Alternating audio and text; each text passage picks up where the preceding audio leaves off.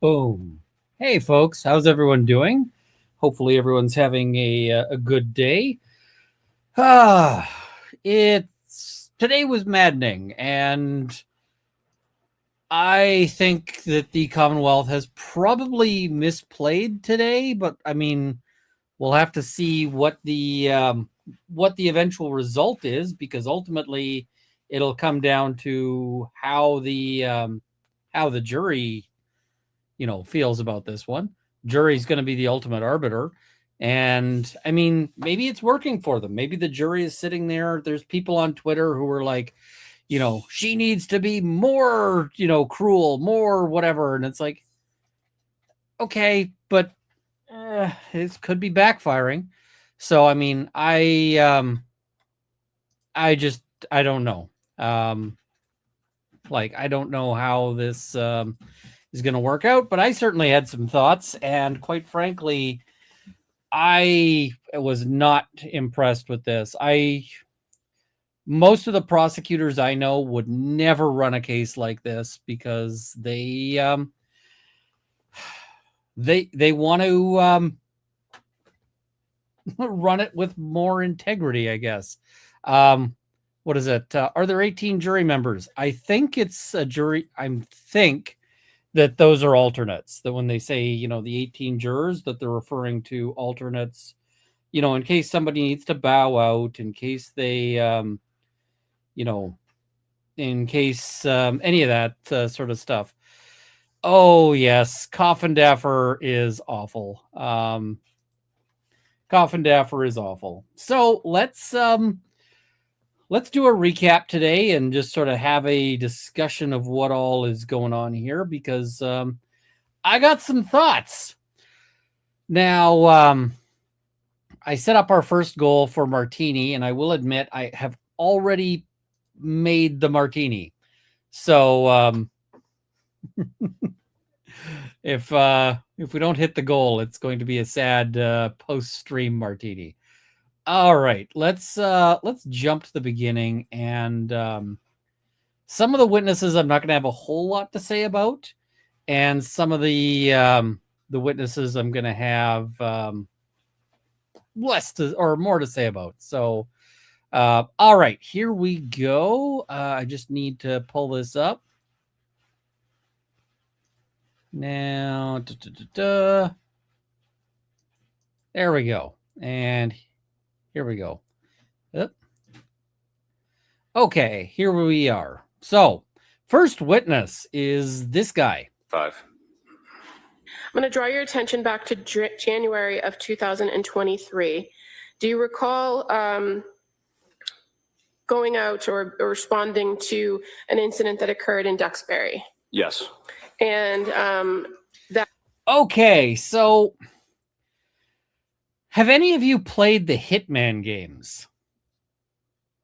Like, Hitman Contracts, Hitman World of Assassination, Hitman, any of those. The plot line of that is like the overarching plot line is that some mad scientist basically gets the DNA of a whole bunch of different organized crime figures and mixes it together in order to make the perfect assassin, and ends up with this bald dude. But in the first game, we see that, Agent 47 is in fact the Agent 47 because there were 46 failed attempts before him, all of whom were sort of bald, muscular-ish dudes, and yeah.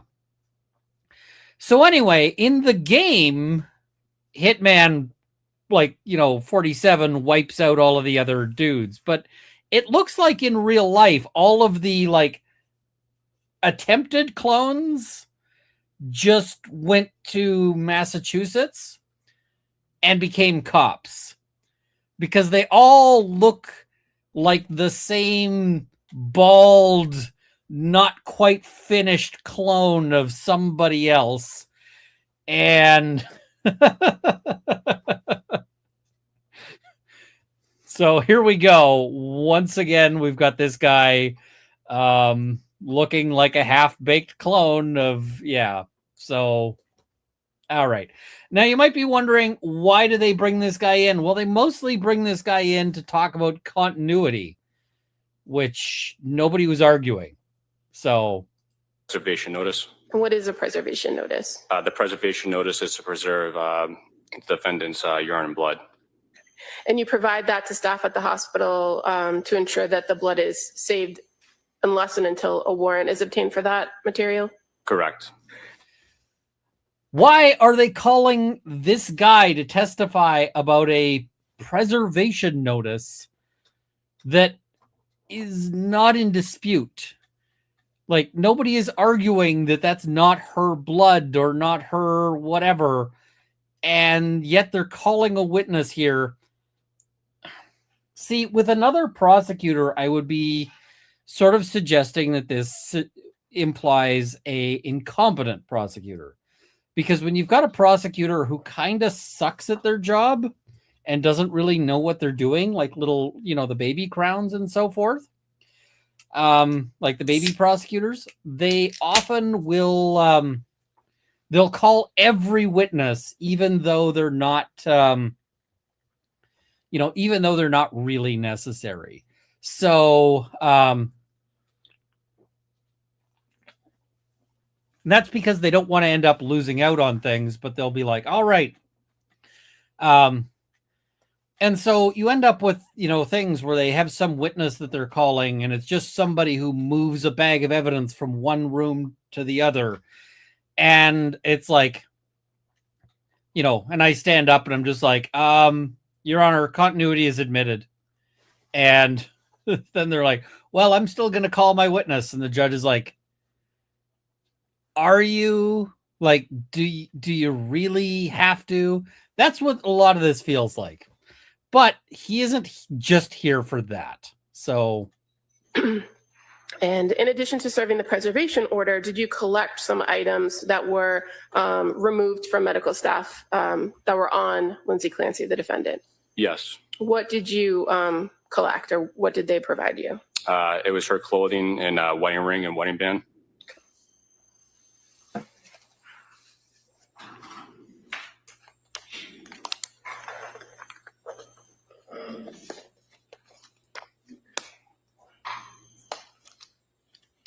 If I may approach the witness.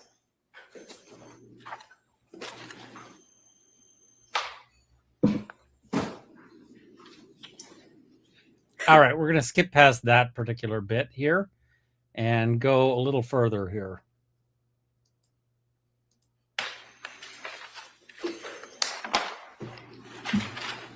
So, Sergeant, just showing you this bag here. It's already been marked, Exhibit 155. I'm going to show you 4 pill bottles.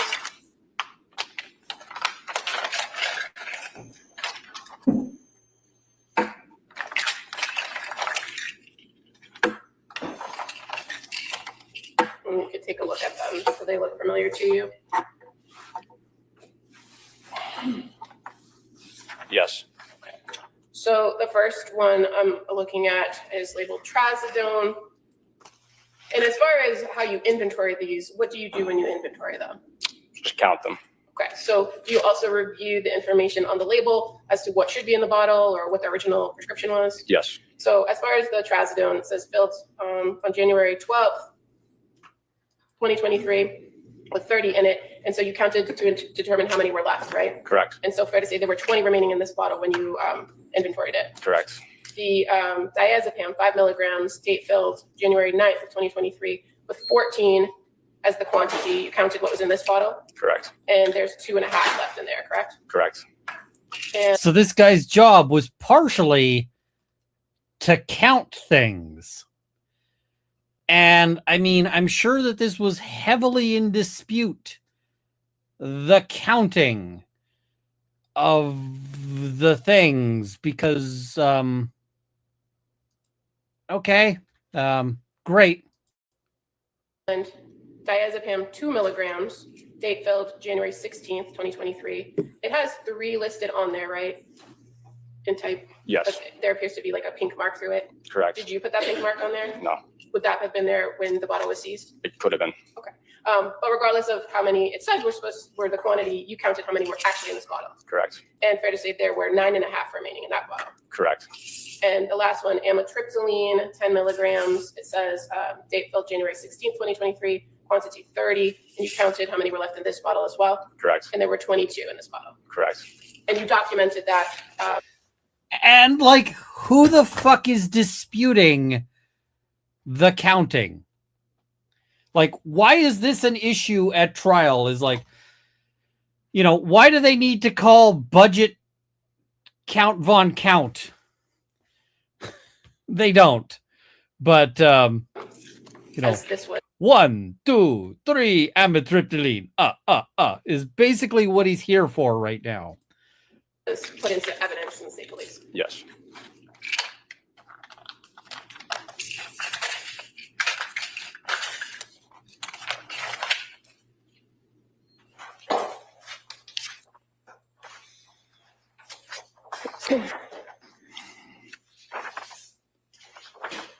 Did you search in the upstairs master bedroom of the house during the search warrant? Yes, I assisted with the search.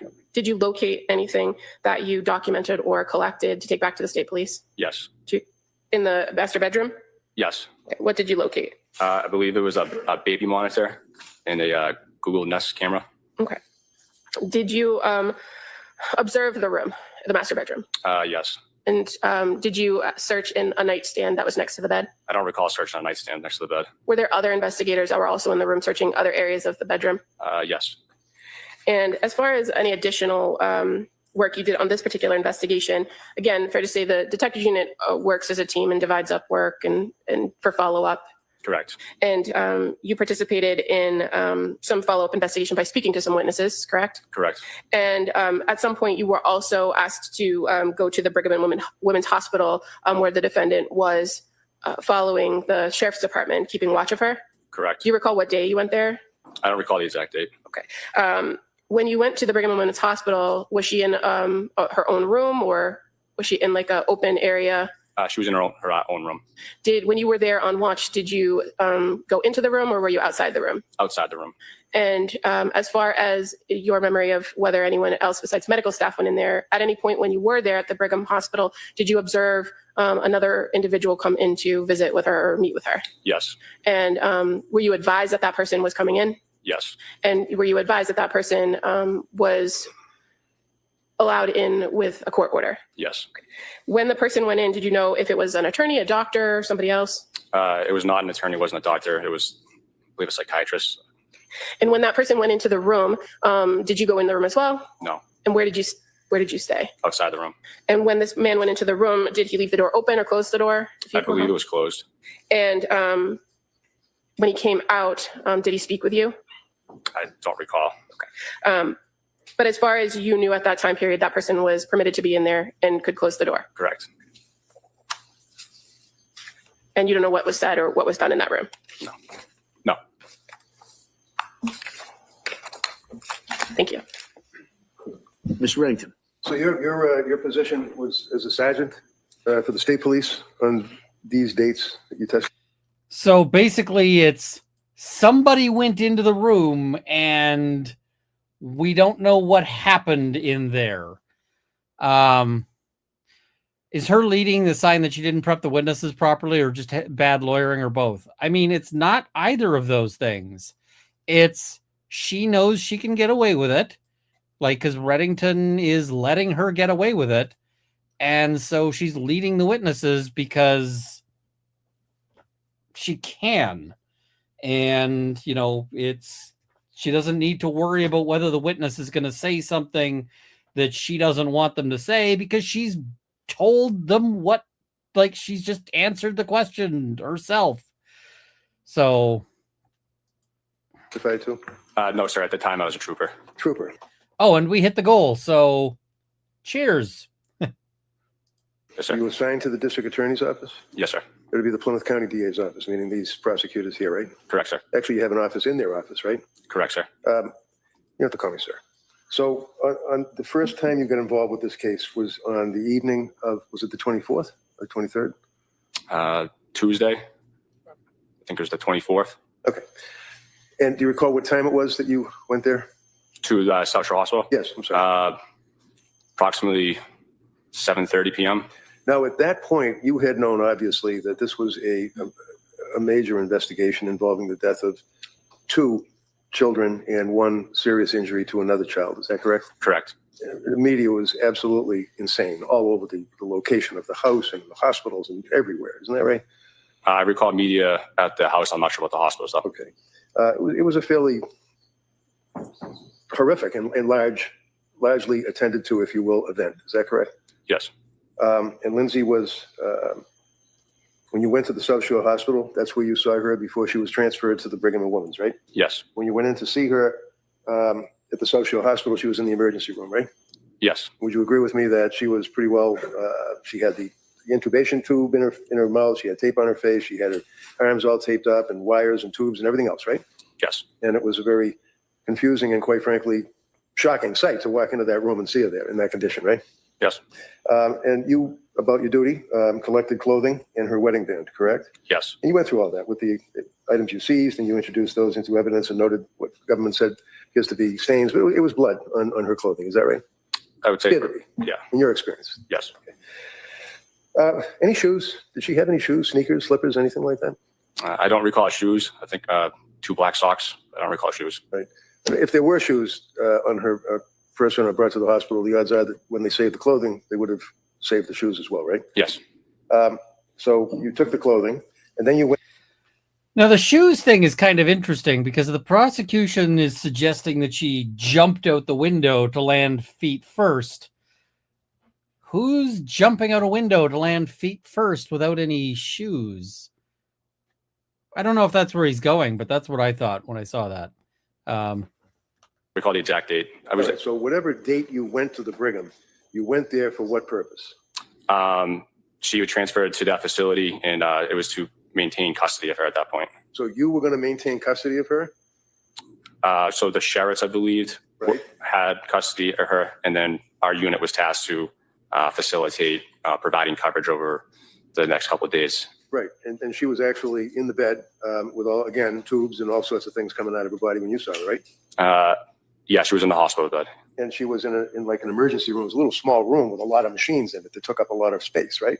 I don't think she was in the emergency room. She was in one of the floors. One of the floor rooms, but it was an intensive care unit, right? I believe it could have been the surgical intensive care unit. Surgical intensive care. And when you went there to facilitate custody, who were you facilitating custody for? The DA's office? Yes, essentially. Okay. And whatever, do you remember how many days? Was it like 2 days, a week, 2 weeks after the incident that brought you to the house in Duxbury? Do you recall how long it was before you went to the hospital to maintain custody, facilitate? I don't recall how many days, maybe 2 or 3. I'm not sure the exact count. All right. So she had been transferred out of South Shore Hospital. She was transferred to Brigham and Women's Hospital. You went to Brigham and Women's Hospital. I imagine you had to go through security to get in there, right? Well, your dad, right? At some point, yeah, we were probably assisted with security to get Right. there. Well, you know that nobody could get access to Lindsay Clancy in that hospital, and I mean nobody, right? Correct. And this went on for day after day after day, to your knowledge, facilitating, right? Correct. Her parents couldn't get in to see her, correct? I don't believe so. She had an attorney that had difficulty, not me, but another guy that had difficulty getting in to see her. Isn't that right? I'm not aware of that difficulty. I had to get a court order to get a doctor in there to see her, didn't I? Yes, it was a court order. And when I got the court order, a doctor came in and met with Lindsay pursuant to that judge's order. And that was Paul Zeisel, correct? I believe that's the name. I'm not sure if he was a doctor, but I believe that was a gentleman that came in the court order. Okay, because only. So what it appears to be is it appears that the prosecution is trying to suggest that Zeisel somehow contaminated her or provided, some sort of whatever. And I'm like, okay, yeah. Okay, let's jump to our next. Well, we'll jump a little bit ahead here. We're going to jump to here, and I got to show you the screen again.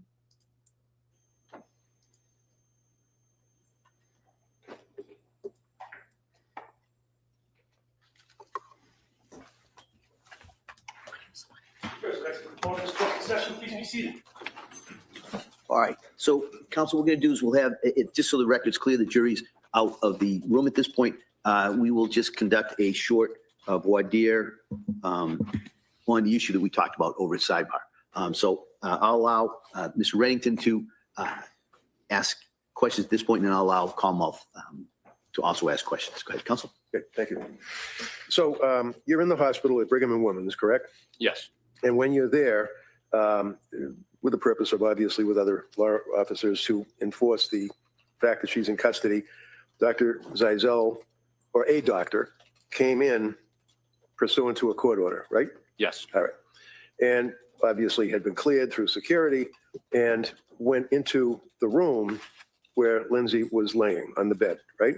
Yes.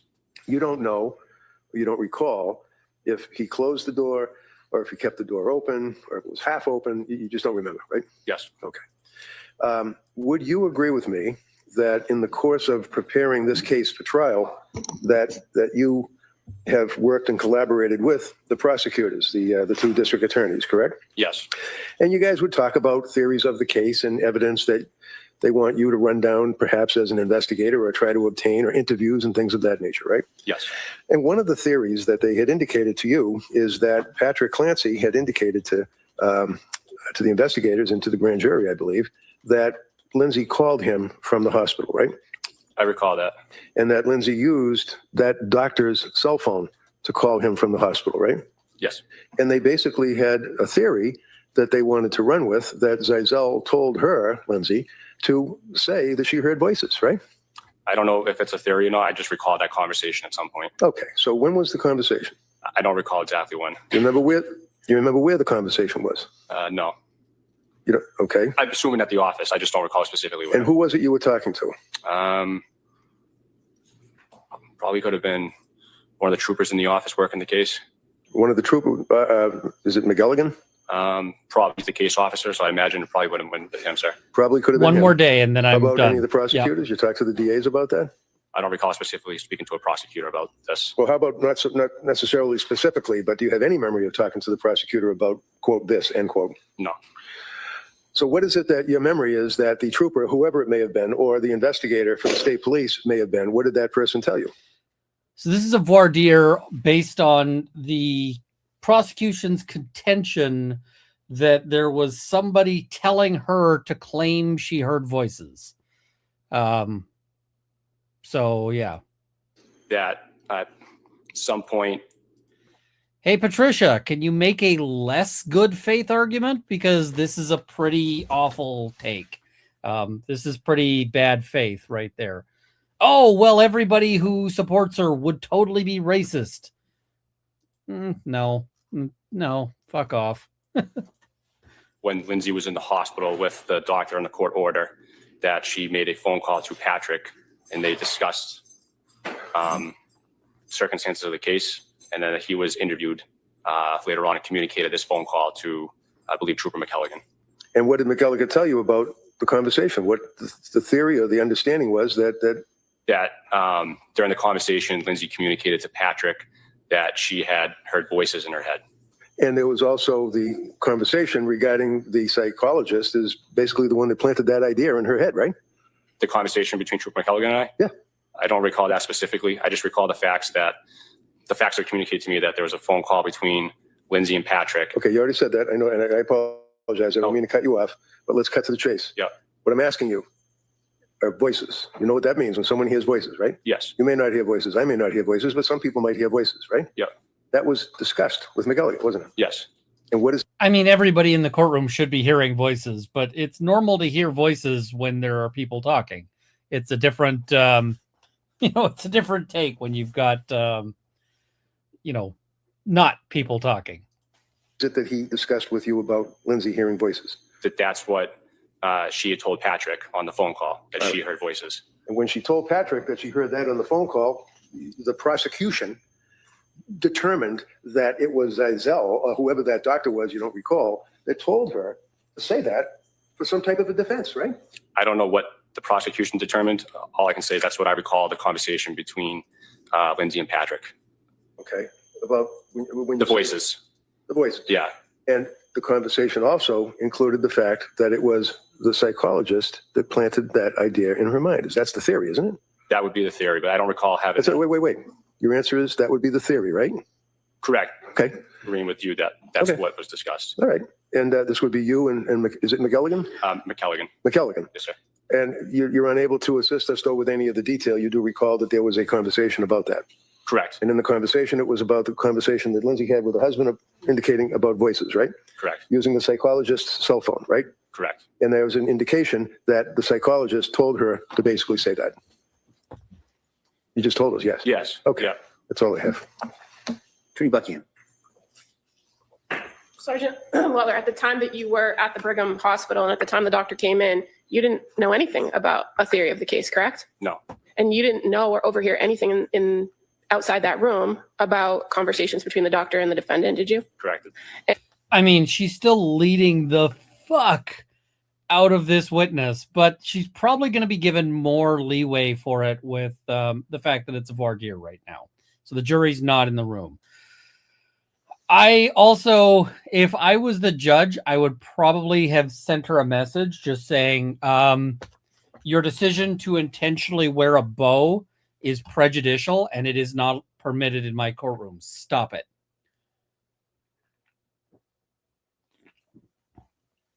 Because that is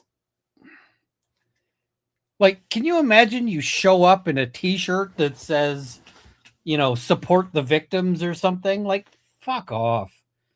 You know, for the same reason that the members of the gallery weren't allowed to like wear pink during the Karen Reed trial, she shouldn't be wearing a bow. Hey, Runkle just got here. Any plans to react to the EDP documentary? The EDP documentary? I'm not sure what is being discussed. So, yeah. And you indicated that you never had a conversation with the prosecution about their theory of the case, did you? Did not. So anything that you recall was simply conversation with another trooper in the unit. Correct.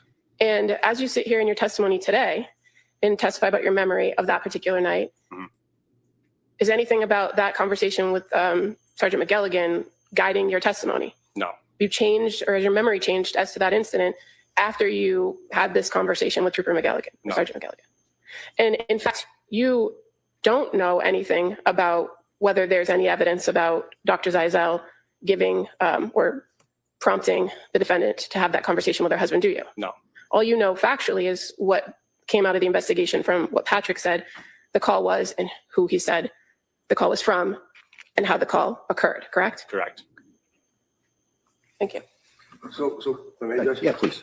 So basically, my contention is that you're obviously up here testifying as honestly as you can. It's pretty apparent, right? Yes. And you're very consistent with your oath, and you understand that it's important. And you're trying to, it might be difficult, but you're trying to explain what your memory is about conversation with the lead investigator, McElligan, right? I mean, you're trying to tell us what your memory is, right? Yes. So your testimony pertains to your conversation with the lead investigator, McElligan. It's got nothing to do with the fact that you don't recall this or you don't recall that. What you've testified to is for the judge to consider, right? Yes. Okay, that's all I have. All right. Why don't we do this? I'm going to take about a 10-minute break at this point, and we'll come back out and we will resume cross-examination. Okay? Good. All right. All right. So they take a 10-minute break.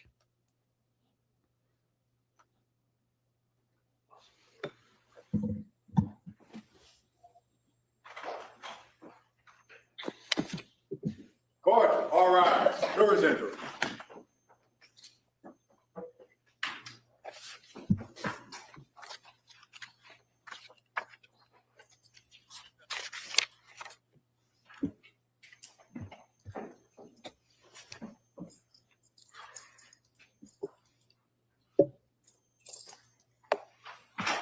This court's now in session. Please be seated. Your Honor, for the purpose of the record, we're back to the Commonwealth versus Lindsay Clancy. All parties are present, including the defendant and including the 18 jurors. All right. Members of the jury, thanks for your patience. We were able to deal with that issue. And so we're going to return now to the cross-examination. We're still going to take a morning break, as I told you before. Might just be a little bit affected by the fact that we just took that you took that break. We didn't take that break. So with that, I like the judge. You took that break. We've been working. You lazy ass jurors. Yeah. You. we're going to return to the cross-examination. Mr. Ray. Sergeant Lawler, we're at the point where you are assisting, if you will, in the custody of Lindsay at Brigham and Women's Hospital when you observed a doctor enter into that area and ultimately into her room. Is that correct? Yes. All right. And the door was either closed or open or halfway, you don't recall, which is understandable, but you just don't remember if it was closed completely or open a little bit, right? Correct. But either way, you weren't eavesdropping or trying to hear anything, were you? No.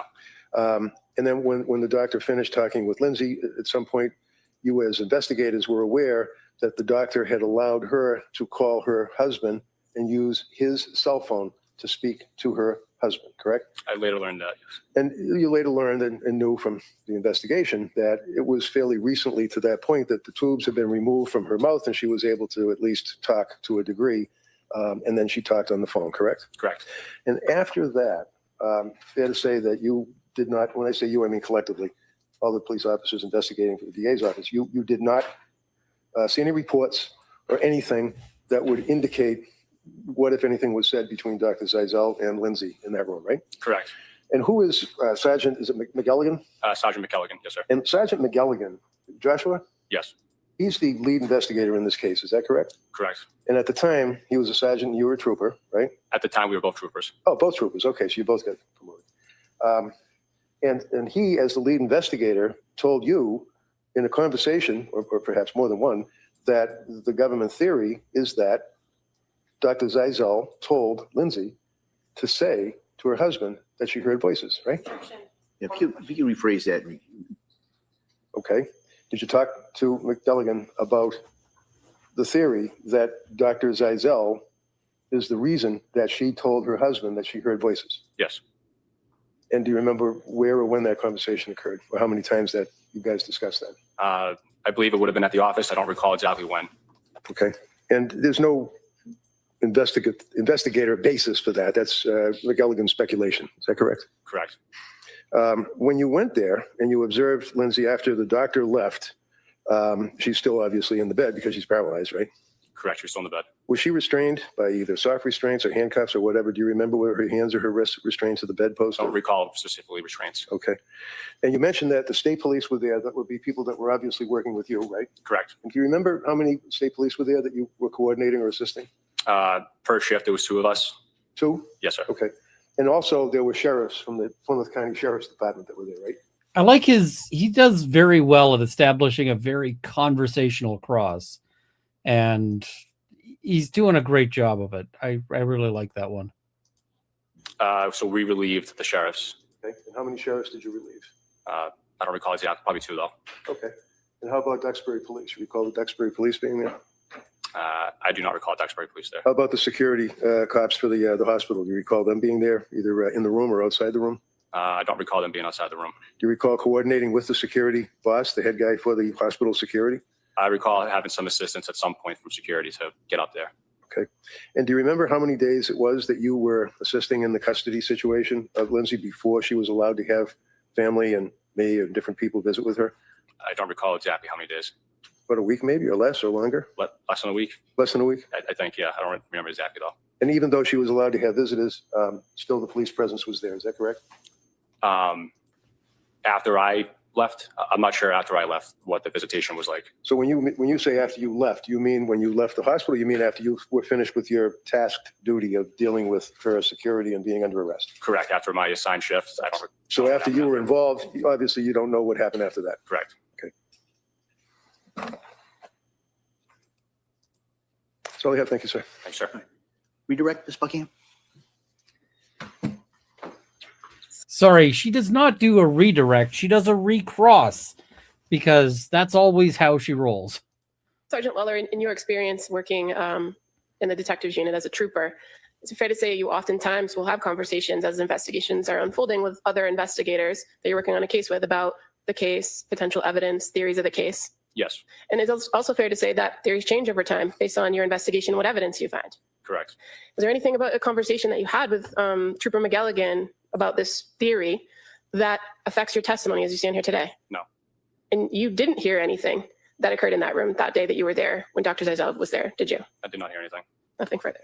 Just briefly, well, your testimony, basically, unobjected to, is talking about clothes that were seized at the house and the other investigation going to the hospital. That's it, right? Objection. Sustained. All right. All right, anything further? All right, thank you, sir. Thank you, Your Honor. Thank you.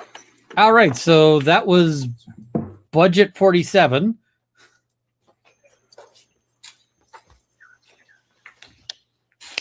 The Commonwealth would call Letitia Dukes as its next witness, please.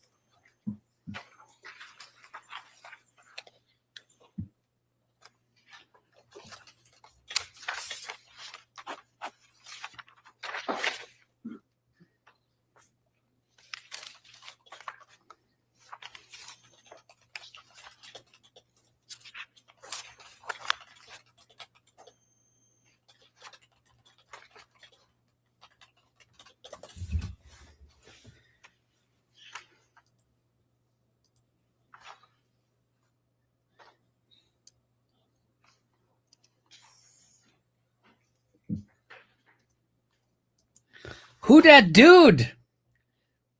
Anybody else wondering who the dude is that that's tagging along? If you said lawyer, yeah. Good morning.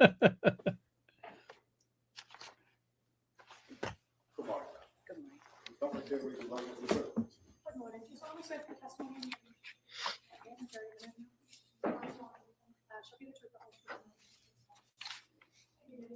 So something to remember is that all of these individuals who are, testifying from the psych and medical sphere of things, they all kind of have a vested interest, because if they,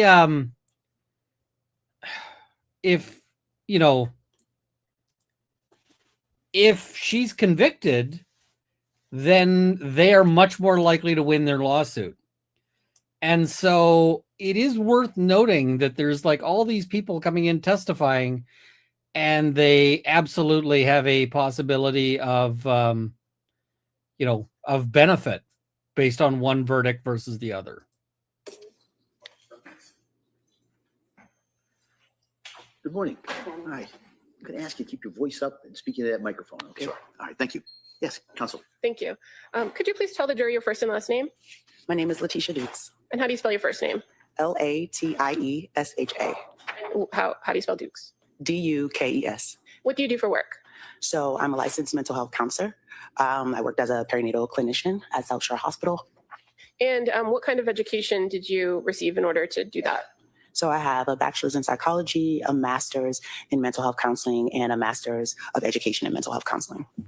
And you mentioned the South Shore Perinatal Clinic. Do you still work there? No, I do not currently still work there. How long did you work there? I worked there for about 5 years. What did you do there? At the perinatal clinic, I worked as a perinatal clinician, which involves short-term therapy from prior to birth to postpartum, and supported with connection to care, whether that be therapy or higher levels of care, so intensive outpatient therapy, partial hospitalization, or inpatient care. And do you often collaborate with patients and other clinicians at the clinic or nurses about treatment plans for patients? Yes. And do you help to manage the treatment plans with the patient? Yes. How do patients, or strike that, for your role at the clinic, doing the therapy and being the clinician, are you often referred patients by the nurse practitioners or somebody else who had seen the patient or did an intake with the patient? Yes. And do you work with that prescriber or practitioner over the course of the treatment with that patient? Yes.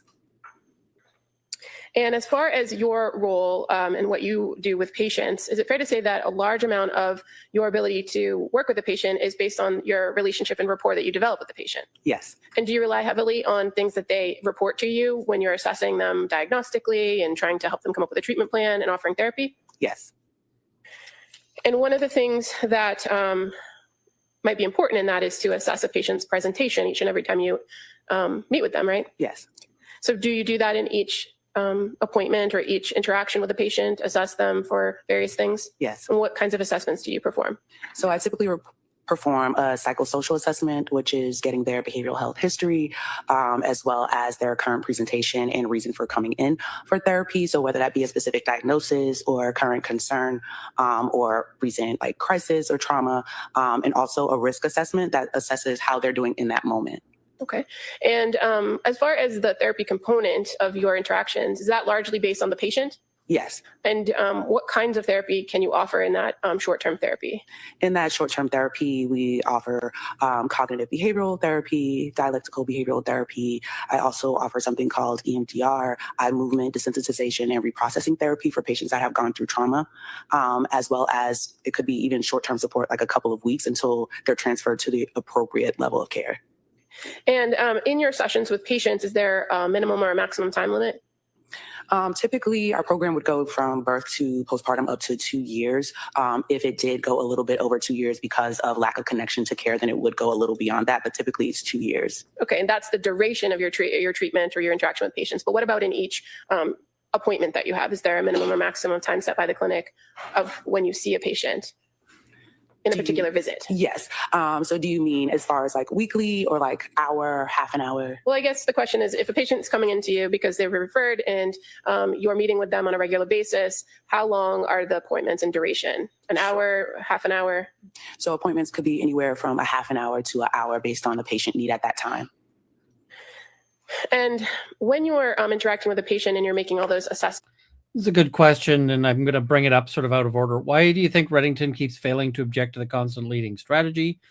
Is he waiting to show the prosecutor? Or I mean, the problem he's got is that he doesn't want to make it look like he's hiding the prosecution's case. He doesn't want to make it look like that he's the guy trying to prevent the jury from hearing the things they want to hear, right? Because he needs to come in from this, at this trial and basically be I am the guy you can trust. I am the guy who is, the honest broker. I'm the guy who is the fair dealer, and so you've got to have, you can't be looking like you're trying to hide the ball, but he lets her get away with more than I think he should. So, all right, let's jump ahead a little bit further here. in regards to I think lawyer speculated that he's done trials with the prosecutor before, and it's easier to let her lead than force her to play by the rules. The thing is that I might want to force her to play by the rules because I've had prosecutors who just cannot get by without leading. I've had prosecutors who lead and the thing is that it is wonderful when you start objecting and you get a judge who's like, no, stop it. And you can end up with a situation where the prosecutor is just unable to ask a fucking question. And, it's a wonderful place when when you've got the prosecutor who's just like, every time they ask a question, you're like, leading. And, the judge is just like, sustained.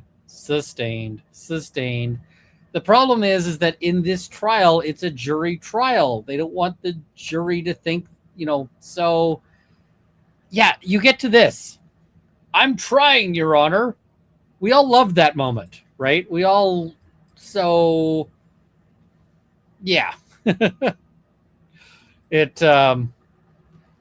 I see, maybe if she bothered to prep any of the witnesses at all. I think she prepped the hell out of them. I just think she's leading because she can.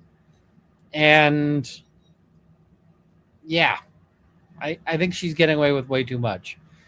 Stephanie Bachman, Runkle, let me know if you'd prefer the comments be more on topic than my usual, my usually are. Also ADHD, so the mind does its own thing. You do you. You're okay. On this particular first encounter on December 2nd, when it comes to the mental status exam, were you able to observe her facial expressions? Yes. And what were your observations of her facial expressions?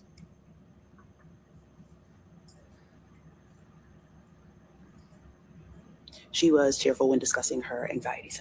She clearly prepped. She is like, she knows her case. She's not. I see people going, did she just fuck around? No, she's clearly very on top of her case. I don't want anybody to think she's an idiot, because she's not an idiot. There is no idiot going on here. Don't. Okay. And did you also ask those questions about thought content? You just have to answer out loud. Yes. Okay. And so what did she say about thought content? The number of witnesses who are just incapable of answering your question out loud and will go, or worse, they'll go, mm-hmm, and and you're like, we need words, because the transcript is words, and mm-hmm does not show up right in a transcript. So words, do you speak them? So thought content, worry about her infant and that she had an addiction to Ativan. And you said you also in this assessment assessed suicidal thoughts, correct? Correct. And so did you ask her anything more about those passive thoughts that you indicated she reported? Yes, and what she reported as far as like passive thoughts were thoughts of not wanting to be here or no longer wanting to live, but no plan. And is that significant to you, the fact that she identified there was no plan? Yes. And why is it significant? Because if she identified that she in fact had a plan, then that would escalate me to see it as a crisis and request higher level of support at that time. As far as your observations of her thought process, were those within normal limits? Yes. And her intellectual functioning, were those within normal limits? Yes. Did she report to you any past attempts to harm herself or others? No.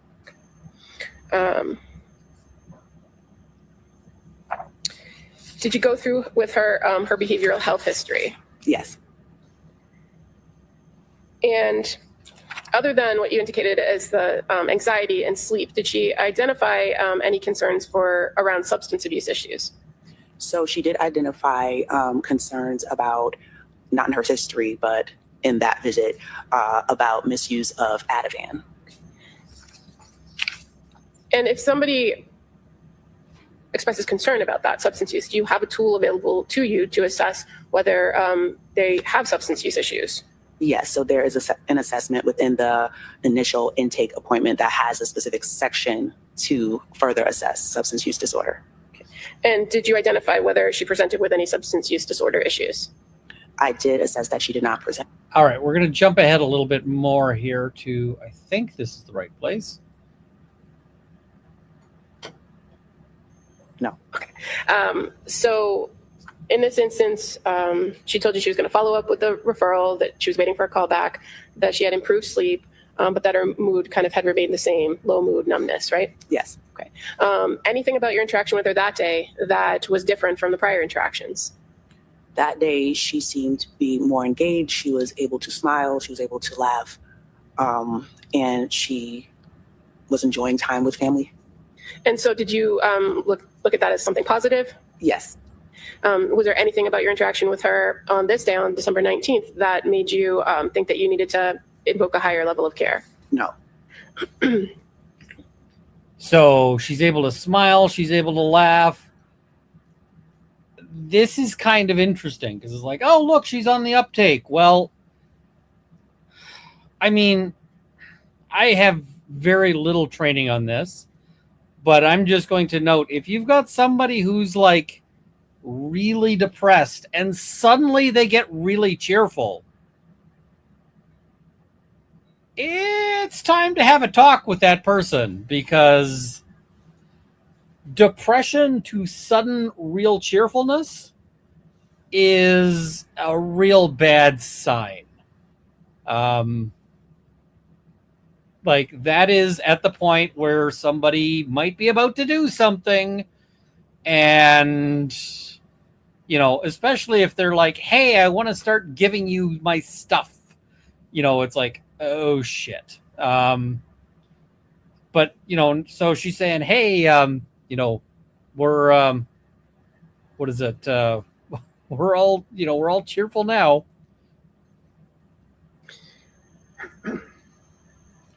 As far as in-person visits, did you have any other in-person visits with Lindsay Clancy after the 19th? No. Fair to say your contact with her was very limited after that point? Yes. And on December 27th, did you have some interaction with her and her husband? Yes. And why did you have interaction with them? May I see the note? Sure.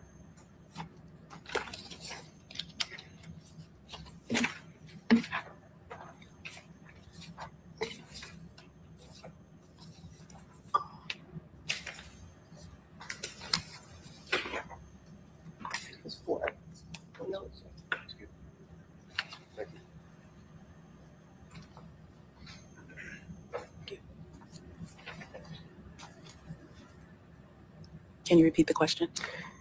On December 27th, why did you have contact with her? Why did you make contact with Lindsay? I was calling her to inform her that her referral had been completed. Okay.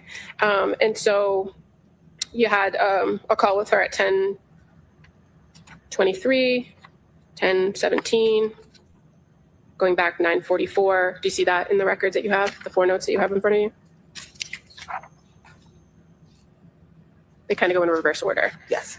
But prior to the contact about the referral being completed and just reaching out to her and letting her know, did you have a conversation with her husband? Yes. And was that at Lindsay's request? Did she give consent for that? She did give consent for that. Okay. And fair to say he was reporting concerns of prescriptions, right? Yes. And that's not your area in the clinic, is it? No. So did you refer him to the prescriber? At this time, yes, I redirected him to speak to the prescriber. Okay. And again, in each and every encounter that you've had, did you further recommend that she engage with a higher level of care, either a partial hospitalization program or an outpatient program? Yes. Now, at any point that you were interacting with her between December 2nd and the last contact with December 27th, albeit limited, did you ever have any concerns about her physical well-being? No. Did you ever have any concerns about the physical well-being of others in her presence? No. Did you ever see or observe any signs of mania, delusion, or paranoia? No. Any signs of psychosis observed by you? No. Did you ever have any difficulty? Well, if all of these quality treatment professionals who she saw like 72 of didn't see anything, well, then clearly she was fine. Understanding what she was saying or notice any differences in her speech patterns? No. Did you ever have any concerns that she wasn't accurately reporting things to you? No. And did you ever feel the need to collaborate with your provider for a higher level of care or an additional intervention? When I did, yes. And so would that be for the calling the police section, child or safety? Hold on, good. We'll ask that and then we'll. My question was, in any of the times that you engaged with her, did you ever engage with your provider to come up with a plan for safety planning, Section 12, or any other of those interventions you discussed before? No safety or Section 12, no. So as far as recommendations, would you? Okay, let's jump to Cross.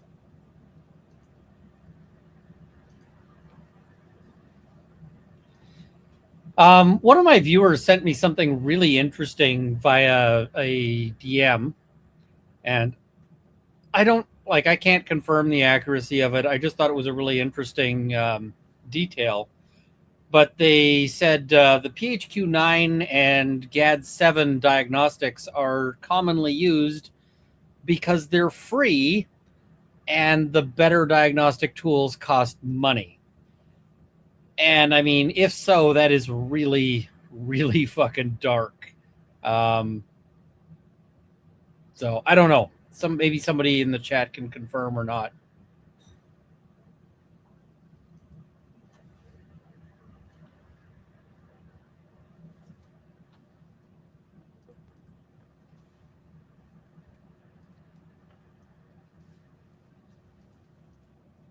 Weaver to the jurors. For the trial, Commonwealth versus Lindsay Clancy. All parties are present, including the defendant and including the 18 jurors. All right, counsel? Thank you, Your Honor. Morning. Good morning. So can you tell me, is it 4 times that you yourself actually met with Lindsay or more? Can you repeat that? I'm sorry. Was it 4 times that you actually met with Lindsay or more? And that would include telehealth? 4. 4 Yes. times, okay. You met with her on the 2nd of December, right? Yes. And you met with her on the 12th of December, is that right? Yes. You met with her on the 19th of December, right? Yes. And is it the 27th as well? Was there another one? Do you remember when that was? That was by phone. By phone. Would that be the 27th? Yes. Okay. So what I'm going to do is give you the documents that the district attorney is questioning you from. So that you can actually have in front of you, okay? Thank you. And you can sign up. Just-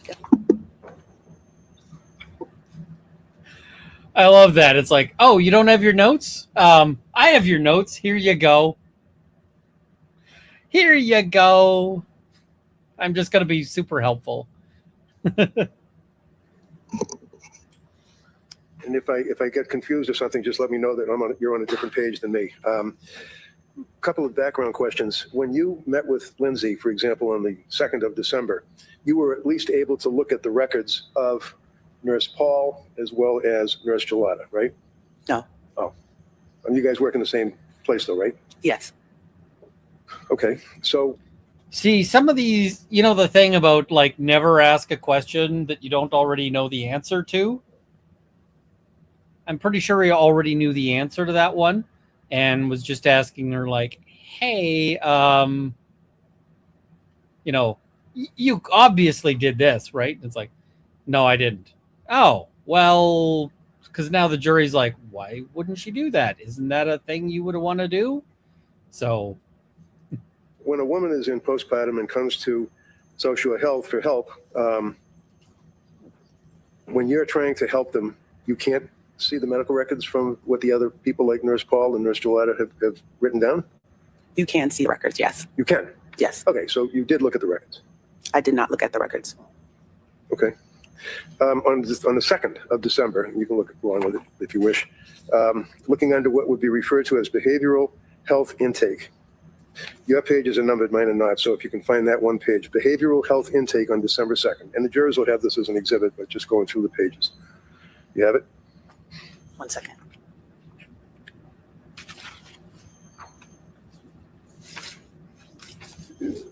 Yes, I have it. Okay. Now, one of the things that you would be interested in when you're interacting with a patient that comes to your facility for help is how honest they are, right? Yes. Especially in psychiatry. You want to make sure that the person is not lying to you or hiding something. You want them to be honest, right? Yes. And for example, Lindsay disclosed to you and to the others that back in 2012, while she was in nursing school, she actually had Prozac because she was very nervous, actually, about public speaking, but she was on Prozac, right? 1 second. Sure. I think it's right under behavioral health history, first paragraph. Yes.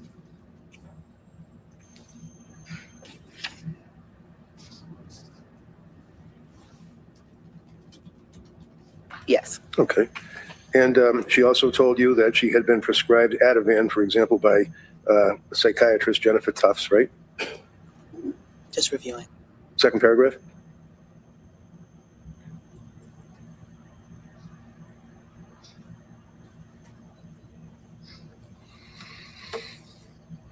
So, no, that's not what I see here. Okay, do you see where it says prior to attending the SHORE program, sentence, second paragraph? Yes. Patient was prescribed Ativan by psychiatrist Jennifer Tufts? It says here she was prescribed Zoloft. Well, I must be misreading something. I apologize.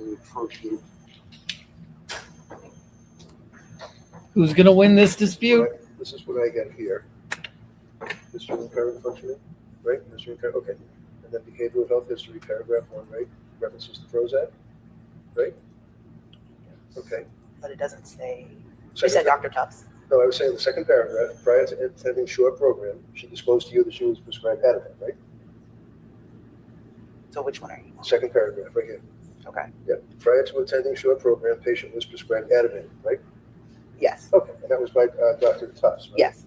So she told you that she was prescribed benzodiazepine by her treating psychiatrist, and further on into your interaction with her, she told you that she was very concerned about taking medication, right? Yes. And she was really concerned about becoming addicted to medication, such as a benzo, like Ativan, right? She was concerned about becoming addicted to medication. Yes. All right. In the very last paragraph, it says, when no longer taking Ativan. You see that one? Yes. Okay. She then explained that she had issues with the sleep, and she started having heart palpitations, and she went to the ER for anxiety. Is that right? Correct. And at that time, she told you that she felt that she had an addiction to Ativan. That's why she couldn't sleep, right? Yes. And she was stressing about that. Was really concerned about that, right? Yes. She then said that she had weight loss, right? Yes. No appetite, right? Correct. Panic attacks, right? Right. Couldn't sleep, right? Yes. Next page. December 2nd, office visit, same visit. First paragraph. She was prescribed Remeron and Seroquel in the past 4 days, right? I'm sorry, this is a different date on this one. What date do you have? Okay. So the next page. Mine goes to 12/5.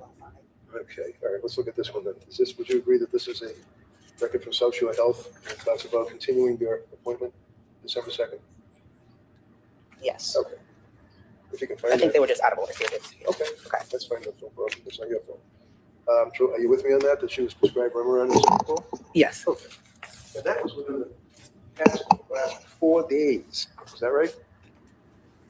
Yes. So when you saw her on December 2nd, after telling you about the Ativan and telling you about her weight loss and her anxiety and everything else, she told you that she had been prescribed Remeron and Seroquel. And I understand you don't do the drugs, so you don't really have. No, I don't do medication. Very difficult to get the brand names and the other names, but we have a chat for that.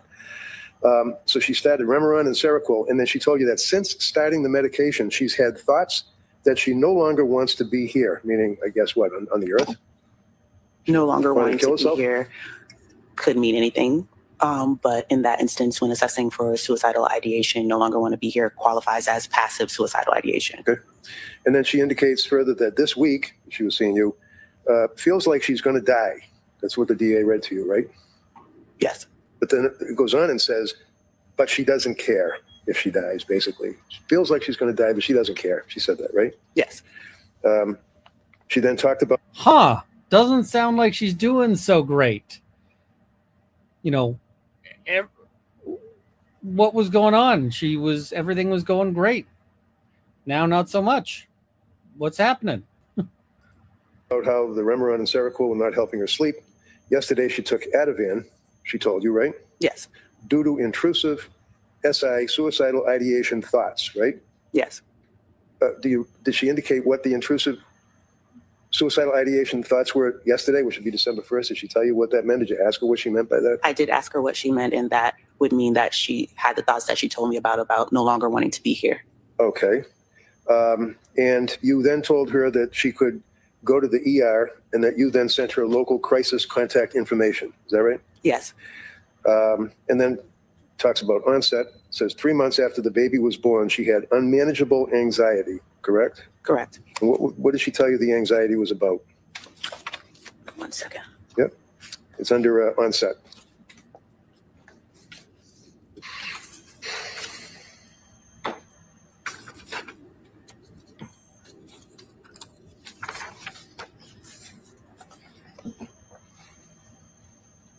And what was the question?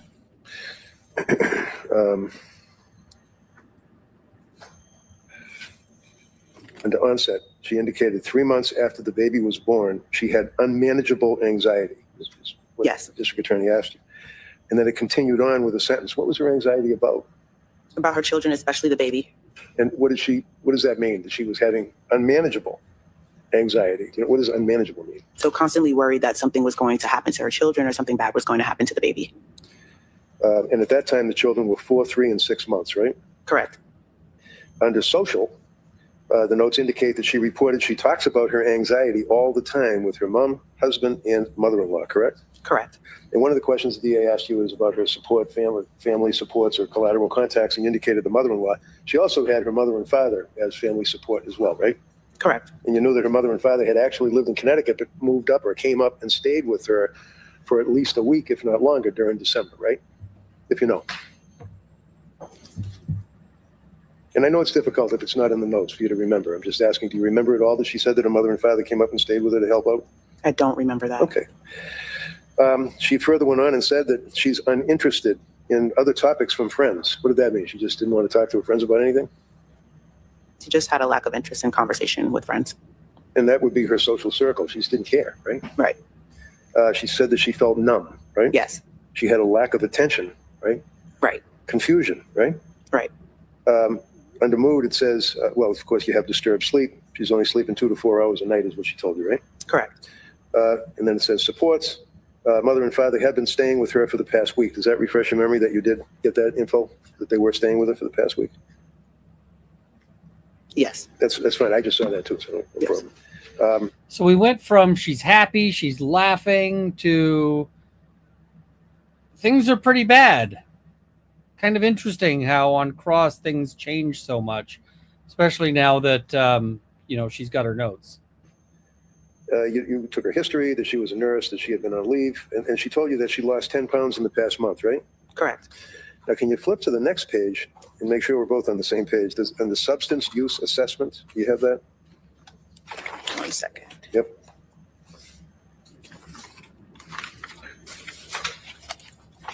Yes. Okay.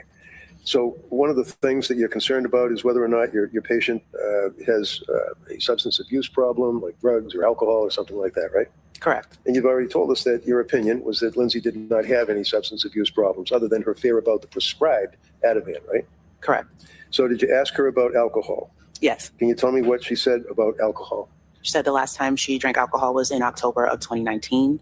Go ahead. Yeah. Did she tell you how much, what it is that her alcohol of choice was? She said her alcohol of choice was wine.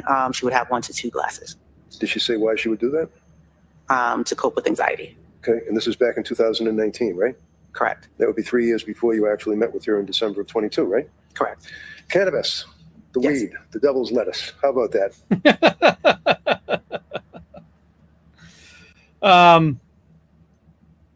I mean, he's old enough that he can get away with it, but it's funny as hell. The that he's like the devil's lettuce. It's like, okay, all right. Did she confess that she was using marijuana? Yes, she said she did use marijuana. When? Last use was November 15th, 2022. Why? I'm sorry? Why did she say that she used it? It's under comments. Yes, I'm taking That's note. okay. She said she tried a marijuana gummy to help with sleep.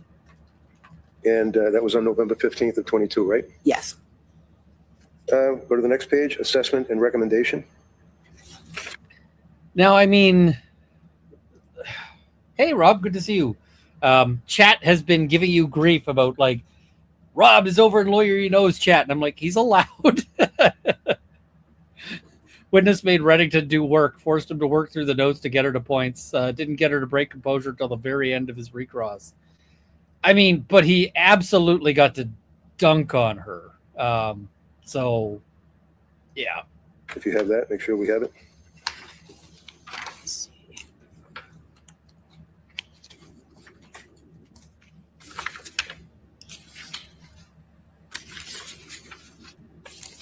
Yes. Okay. And I think the district attorney had asked you about the mental status exam facial expression, and you indicated that her facial expression showed anxiety, right? Correct. Fear, right? Do you know what the fear was? Just going back to that part of the Sure, assessment. yep. It's under facial expression.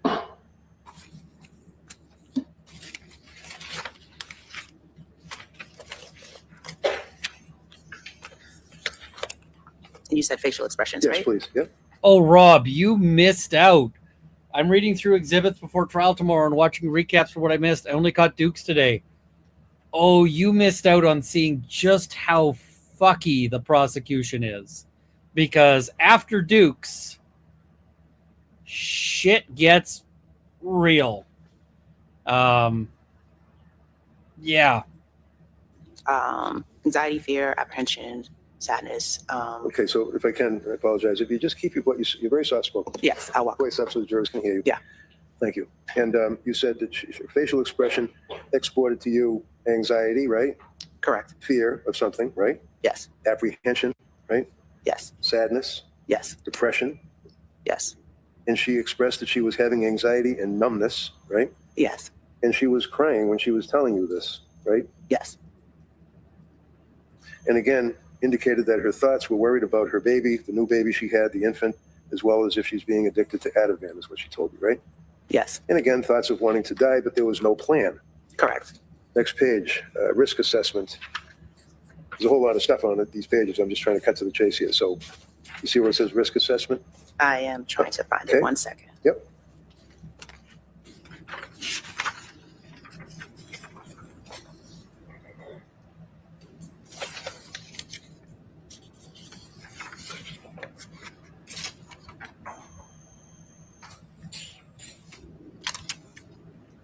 Under current medical, I'm sorry, it's under risk assessment.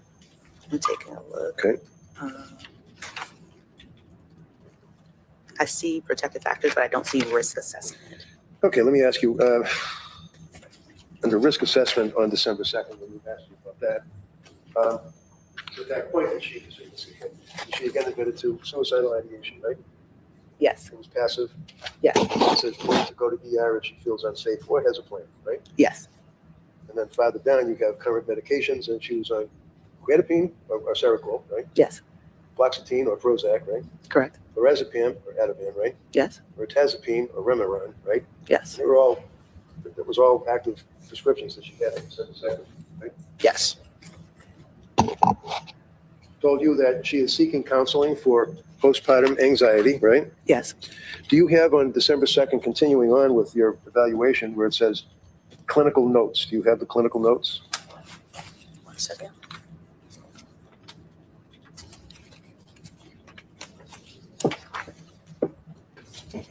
What I could do is read what I have rather than stand next to you. And if you trust me that I'm not misrepresenting it, I mean, I'm just reading off of this to make it quicker for you if Okay. it refreshes your memory. If it doesn't, I can walk up and show it to you, okay? Okay. On that day, your notes say patient requested addiction support services. Do you recall that? Yes. And that you indicated that you would be sending patient addiction support resources by my chat or the message thing, right? Correct. You then indicate that based on history reported, patient meets the criteria for postpartum anxiety, right? Yes. That she would benefit from OP therapy. What does that mean? Yes. From outpatient therapy services. PHP, Yes. Partial hospitalization program. IOP, Intensive outpatient program. and that you then helped her out by bridging the therapy services, right? Yes. You then noted. By the way, it's really helpful to go over like what all these acronyms mean, because eventually the jury is going to have these notes, most likely, and then they're going to be sitting there going, "All right, what does this mean?" Well, it's helpful if they've had that, right? Somebody in the jury is hopefully going to remember what that means. But again, postpartum anxiety on December 2nd, according to your notes, right? Yes. Okay. Now, did you know that she had been seeking and receiving therapy? I don't know if that's therapy or counseling or that type of thing. Like there's a woman that works in your business that provides therapy, right? Yeah. So that person would be me. So did she come to see you for therapy? Yes. How many times? 4. So is it fair to say that she was more than willing to accept help from somebody like you? Yes. She didn't appear to be avoiding any therapy when recommended, right? If you could, Ms. Dukes, please look at, I think it was December 12th was the next time perhaps that you saw her. Unless it's there's another intervening period. I think this is a jury trial all the way. There's December 12th, and then there's December 5th. Oh, okay. So if you could pull out December 5th, Yes. and if I can come up and look at it. Yep. All right. So on December 5th, again, you were meeting with her for therapeutic intervention, right? Yes. And on this occasion, she reported she had a difficult weekend, right? Yes. Intrusive thoughts of wanting to die, right? Yes. That she contacted Aspire Crisis Support, right? Yes. She met with an Aspire clinician, right? Yes. And what happened when she met with the Aspire clinician? She met with the clinician virtually and was told that she did not meet the criteria for inpatient treatment due to not having any suicidal ideation plan. So if she said, in addition to the fact that she's been in counseling and therapy and seeing psychiatrists and on medications for the past 3 months or whatever the period ultimately would be, and that she wanted to kill herself, didn't want to be here, couldn't care if she died, they told her because she didn't have a plan that they couldn't help her? Correct. And the instant you say you do have a plan, you end up, you end up getting Section 12 or whatever other involuntary process. And it's like, okay, so your options are either they absolutely screw you or they do nothing for you. It's like, is there not some intervening option where they help you out but not like force you? Yeah. Oh, come on, play.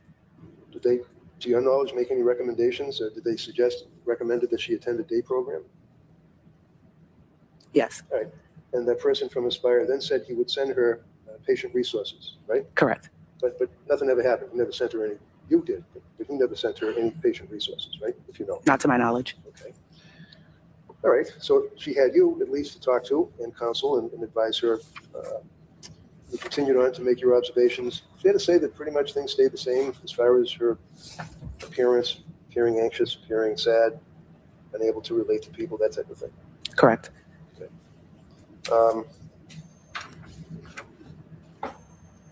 Then you have as a chief complaint of present illness. And again, that was, oh, wait a minute. That's not my note. That's not you. Okay. All right, so you can hold on to that. Yep. Thank you. Next time you saw her would be December 12th. Is that correct? Correct. All right. Now, on December 12th, that was a teleconference that she had called by an appointment with you? Yes. And at that point, she reported that she had a difficult weekend and was experiencing intrusive thoughts of wanting to. Do you have it in front of you? I don't want to take advantage of it. Hold on one second. Yep.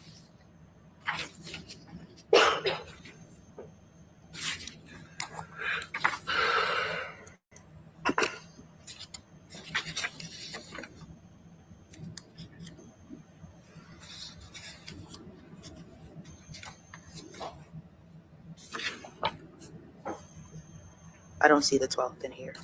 Okay. Page 28. Page 28.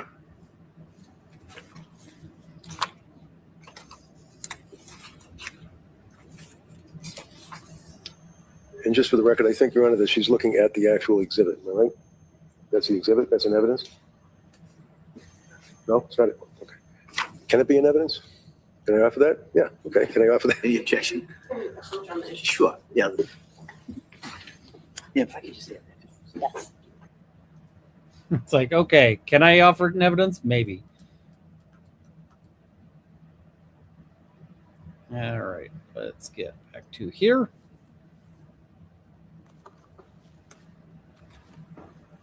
Again, I could do what I did before. She probably had it before. Right, yeah. It references providers' interventions, and that would that be you, provider? Correct. Okay. And you're talking about symptom management, and yet again, she's reporting she had a difficult weekend, experienced intrusive thoughts, wanted to die, didn't have a plan for suicidal plan, but she contacted Crisis over the weekend, and that would be, again, Aspire, apparently, right? There were Correct. 2 times she contacted Aspire, not once. Correct. Twice. Both times they told her that there's nothing they could do for her, right? Correct. I'm gonna jump ahead a little. She told you further that she here was as going well. to start a PhD.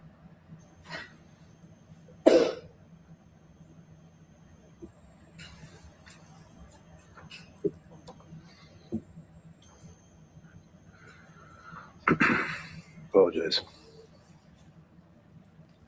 I think this is one of the first times I've seen him use a laptop here and also have to pause. But yeah.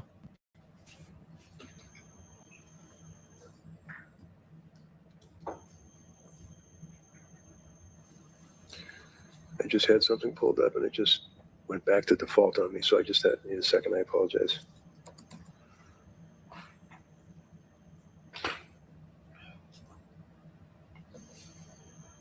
Okay, I get it. And how long have you been working in your particular field? Since 2011. Okay. And you have obviously a very impressive background as far as your educational background and your experience. Do you continue to, like, with continuing education? Yes. Have you ever been aware, are you aware of the Mass General Hospital Center for Women's Mental Health? I'm aware of it, yes. Do they offer seminars and programs as well as research articles? I believe they do. Okay. Do you know that Mass General Center for Women's Mental Health about a year ago issued a fairly major study and various recommendations for people that are dealing with women that have postpartum periods and how they break up the periods? You familiar with that? Bad choice of words. I don't think he doesn't mean it like that, but yeah, he means durations of time.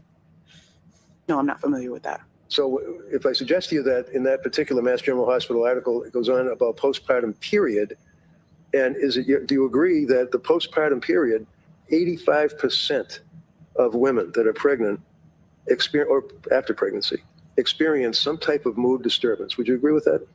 No, I wouldn't agree with that. All right. Would you agree that 10 to 15% of women develop more significant symptoms of depression or anxiety? I agree. Okay. And then postpartum psychiatric illness is then divided into 3 categories. One sounds like something out of the 50s, postpartum blues. Do you agree with that? Yes. You've heard that expression before, Correct. right? And it can be bothersome, it can be aggravating, it can be intrusive, but it's not threatening the life of the mother or a baby or anybody else, right? Correct. And it's fairly common, right? Correct. Number 2 would be postpartum depression. That's a different issue, correct? Yes. And number 3 would be postpartum psychosis. Is that right? Yes. All right. Now, postpartum depression, prior to morphing, if you will, into postpartum psychosis, consists of a number of symptomology, right? For you to diagnose a woman, whether she's pregnant, has a baby, or after having the baby, with postpartum depression, there are certain things that are symptoms that you look for, right? Correct. Okay. One of which would be depressed or sad mood, right? Yes. Lindsay had that, right? Yes. Next would be tearfulness, right? Yes. Lindsay had that, right? Correct. Next one would be loss of interest in social activities or usual activities or friends. She had that, right? Correct. Feelings of guilt. And the thing is you saw him laying the groundwork for all of this. And so now she's got nowhere to go. He's already penned her in to all of these diagnostic criteria. And so either she agrees or he can be like, didn't you just finish saying like 20 minutes ago that this was there? That's why he did the homework ahead of time, right? That's how Cross goes. You do the homework early to pin her down, and you don't just jump to this. This is where he wanted to be, but you have to do the homework to get here. She had that, right? She didn't express feelings of guilt. Okay. Feelings of worthlessness? Did she express that she felt worthless? She did not express that. How about fatigue? Did she have that? She did not express fatigue, but lack of sleep. I know, lack of sleep. Were you aware that, in fact, that she had indicated that she was so wiped out that she couldn't even get out of bed, couldn't put her feet on the ground, and if she did, she felt heavy? I did not hear that from her. Okay. How about, you mentioned it, you got it, sleep disturbance is another issue, correct? Correct. She had that, right? Yes. Change in appetite. She had that, lost 10, 15 pounds, right? Yes. Poor concentration. She had that, right? She said she was numb. She could Yes. not focus. Suicidal thoughts. Yes. We know she didn't have a plan, but she had suicidal thoughts, right? Correct. So under the Mass General Hospital research project for All of those things were things you heard him get her to say ahead of time so that she cannot back away from it now. women that are suffering from postpartum issues, she pretty much hit every one of the postpartum depression symptoms, correct? Correct. And then it talks about if it increases in severity, significant anxiety symptoms may occur. Not generalized anxiety. Significant anxiety symptoms can occur. Is that right? Correct. And one of the ways that you determine that is by the tests that it can be administered to a person who is in a postpartum status. And that would be what we talked about, the Edinburgh test, right? Correct. And you're aware that she was given the Edinburgh test and had a 23 out of 30, I think it was. I was not aware. Okay. And some women develop panic attacks referred to as hypochondriasis. You'd agree with that, right? Agree with that in reference to. Lindsay, she had panic attacks and complained of having panic attacks. Yes. Okay. And then you can get into the various diagnoses of which, on a postpartum person in that time frame, obsessive compulsive disorder, OCD, right? Correct. Or bipolar 1 or bipolar 2, right? Are you using them interchangeably or could develop? Trust me, let's say bipolar 1, Yeah. okay? So that would be one mental disease, correct? Correct. And it's pretty serious stuff, right? Yes. And if a person is diagnosed as bipolar, one of the things that you shouldn't, if you know, is prescribe SSRIs such as Prozac or Zoloft, right? If you know. I'm not sure of that. Okay.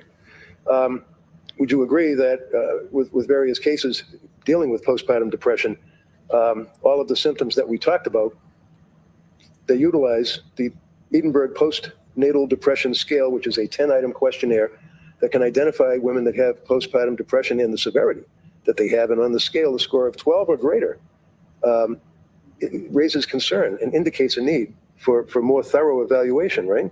Correct. Do you know whether she was thoroughly evaluated by anybody other than Tufts and Gelada? I'm only aware of Tufts and Gelada. Okay.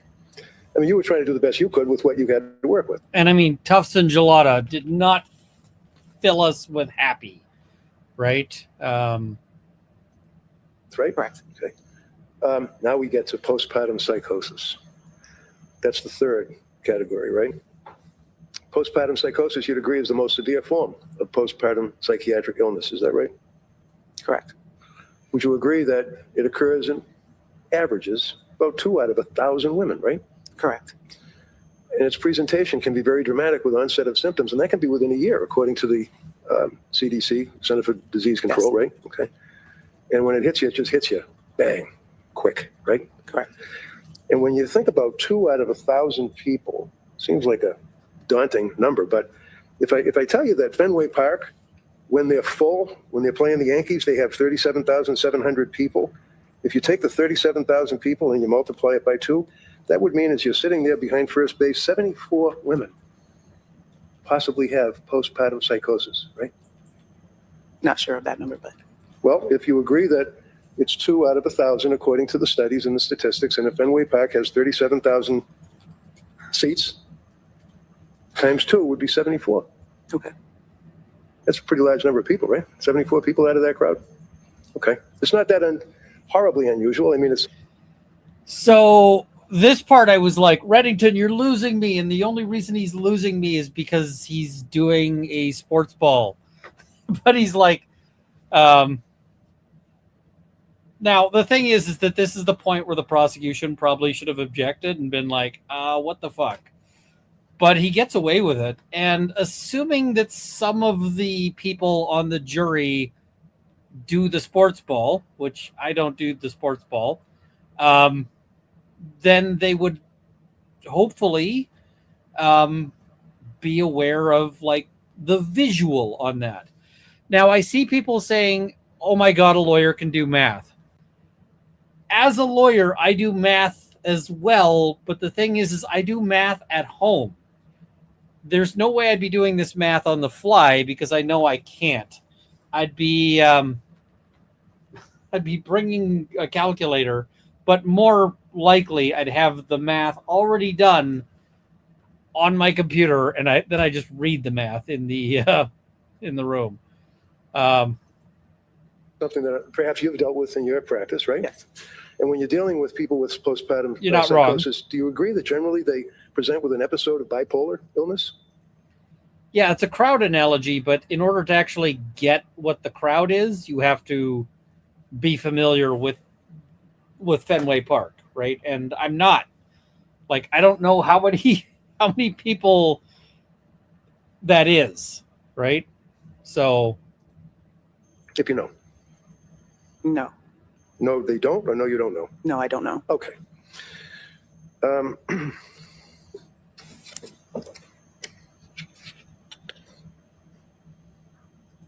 Bottom line is, from your dealing with Lindsay, she appeared to be sincere, right?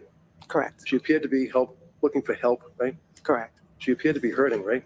Yes. Turning in every direction she could for help, right? Correct. And the last time you saw her was when? December 19th. Okay, thank you very much. Attorney Bucky. Ms. Dukes, you indicated that you didn't review the records of Nurse Paul or Nurse Gelada. Correct. Why?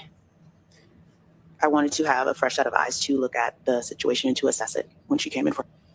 Oh, that is such bullshit. I mean, I'm sorry. I can see reviewing something with a fresh set of eyes and being like, okay, I don't want to. But you absolutely, after you review it with a fresh set of eyes, go back and look at what the other people's work have done, because then you can see, did they spot something you didn't? This one, I was just like, come on. Come on. Ugh. Her visit. That's typical practice. And that's why you do an entirely new process, right? Where you do your own intake, you assess diagnostics for determining whether there's any sort of mental illness, right? Correct. And we hit the other goal. While you can collaborate or speak with the providers about an overall treatment for the patient, your therapy is your therapy. Correct. And as far as your role, you don't have any role in medication management, do you? No, I don't. Okay. And so when the note read current medications, is that just based on what pre-fills for the patient based on their historical records for the clinic? Yes. And so you don't know what she was prescribed and when, and if all of those prescriptions were active. You just know what's in the computer. Correct. And as far as the timeline here for the recommendations for partial hospitalization, I just want to make sure that we're clear. You had been for some time recommending some sort of partial hospitalization program, correct? Correct. And on December 12th, you had already talked to Lindsay Clancy about the Women and Infants program, had you not? Correct. And so when she told you on the 12th that she was starting that program in Norwell, that wasn't from your referral, right? No. And you still recommended Women and Infants. Correct. And you got her consent on that visit, right? Yes. And on the 19th, when you saw her, were you aware that she had been at the Mass General ER on December 15th for evaluation? No. And that she had reported then to them that she opted for an outpatient program at Women and Infants as opposed to going inpatient to McLean? Did you know that? I wasn't aware of that. Okay. And when you met with her on the 19th, after the visit to the ER, she still hadn't engaged with Women and Infants, had she? No. And so you had to re-refer her. Yes. But you weren't aware that she had already gotten a referral from Mass General. No. And so you did later learn she went on December 20th, correct? Correct. And were you able to review those records about this No, I visit to the 20th? So you don't know that the ultimate plan and assessment for her was that they didn't think she qualified for the program, but they provided her with several options for other inpatient treatments for medication management, partial hospitalization, and general mental health. Did you know that? No. And as of your last meeting with her on December 19th, ultimately, what were your impressions of how she was doing? My impression was that her symptoms were improving because of the social aspects, spending time with family and friends and able to exercise when before it was difficult for her to engage or pay attention. And your observations of her while you were interacting with her, were they more positive than on previous occasions? Yes, she was able to smile and laugh. Okay. And now we get into the fun. Thank you. The prosecution's like, she was able to smile and laugh. And Reddington took that personally. When was it she was laughing with you? I believe that was the last visit, the 19th. So on the 19th, it was on television or was it in person? It was a virtual visit, a video Virtual visit. visit. Yes. And on the 19th, on the virtual visit, what was the purpose of that visit? The purpose of that visit was to see if she was able to connect with care. Okay. So you would have, I guess, in your notes or reference to the fact that on the 19th of December that she was laughing. Not that she was laughing, but that she was able to laugh. Able to laugh? Yeah. Okay, because Remember the rule. If you are in an occupation where note-taking is critical, if it's not in your notes, it didn't fucking happen. So I deal with this with cops all the time, right? And the officer's like, oh, yeah, and then I saw this. And it's like, well, you'd agree that you take good notes, right? And of course the officer says, yes, I take good notes. And you understand the importance of notes, right? Yes. And you'd put everything that's important into your notes, right? Yes. All right. Where the fuck is that? Well, you just said you'd put everything important into your notes. Was that a lie? No. Okay, so this thing probably didn't happen, did it? No. You must be misremembering that, right? Yeah, I guess. I'm looking here on December 19th, telemedicine. Letitia, I apologize, Dukes, perinatal behavior health program. And you talk in that form about the date of the service, December 19th, psychotherapy, PCP, Margaret, that would be the primary care, Margaret Anastasia. Perinatal behavioral health program. We talk with the quote, if this is telehealth visit, please dot the phrase video visit, whatever. Therapeutic intervention. She's 32 years old, married, female, presents for postpartum anxiety. Symptom management. Patient continues to have low mood and numbness. Numbness. Was she laughing when she had numbness? What date are you looking at? December 19th, the last day you saw her, or the last time you had any contact with her. She didn't appear to have that, no. She didn't appear to have what? Laughing or numbness? Numbness. Well, it says right in the notes, does it not? The patient continues to have low mood and numbness. Yes. She didn't appear to have numbness, but you put in her notes that she has numbness? Oh, he is just, just beating up on her now. Okay. So when you say yes, I said show it to you. So patient continues to have low mood and numbness, right? Correct. Patient has not had suicidal ideation and did not need crisis intervention over the weekend. In other words, she didn't kill herself, right? Correct. To help with the mood, patient has been spending time with her husband, children, and exercising, right? Yes.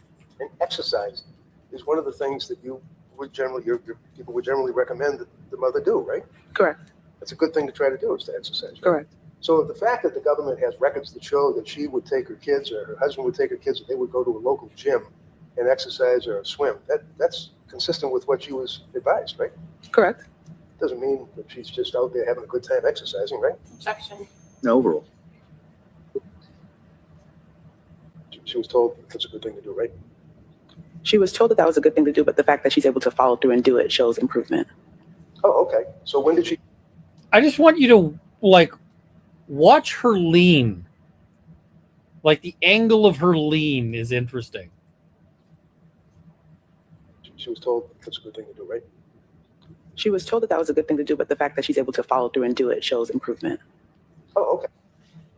You see how she's, recoiling physically away from him? Yeah. Okay. So when did she go to the gym? She didn't give me exact dates. These are things that she told me she did. Did you ever ask her, if you're telling me that, this is showing improvement, is it in the records? Does it indicate that you asked her if she was exercising? And if so, where and when? So we don't write down everything that we talk about in the meeting. Is particularly a summary of that visit. Okay. And all I did was ask you about the patient was spending time with her husband, children, and exercising. And then you said that that's an indication that she's improving. Correct. And I asked you if she's going to a gym. That's not a bad thing, is it? No, it's not. And then it says that she received a call, and counsel asked you about this. She received a call from women and infants, but missed the call. You remember that? Remember the DA asking you that question? You said that she missed the call. Yes. She didn't continue to read that the reason she missed the call is that she was at another medical appointment, right? Correct. And she called you back, right? Yeah. Okay. Clinician, you provided contact information for women and infants. Patient reported that she would contact them today, being December 19th, but in fact, she did, and you did with, back it up. She did with your help, and she then went the following day on the 20th, right? Correct. Okay. And finally, I see somebody saying she's not shying away now. It was just that one answer. She is absolutely shying away now. Look at the creasing. Oh, you can't see it. Look at the angle. I'm going to say that nowhere in here does it say that she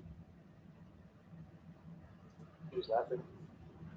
You would have to go to the assessment, the risk assessment. Okay. Let's do that. You got it? Let's see, please.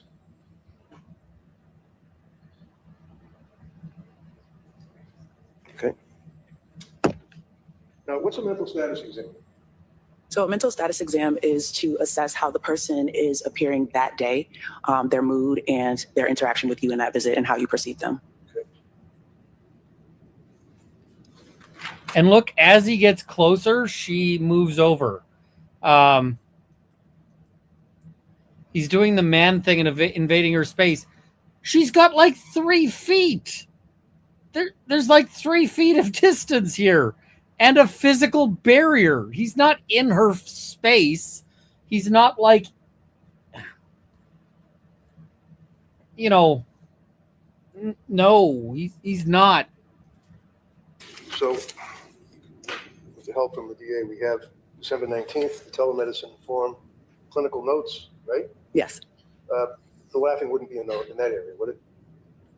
No, it would be more so in this area. Yeah, okay. Yes. Mental status exam, right? Mhm. Appearance, hygiene, WNL. Within normal limits.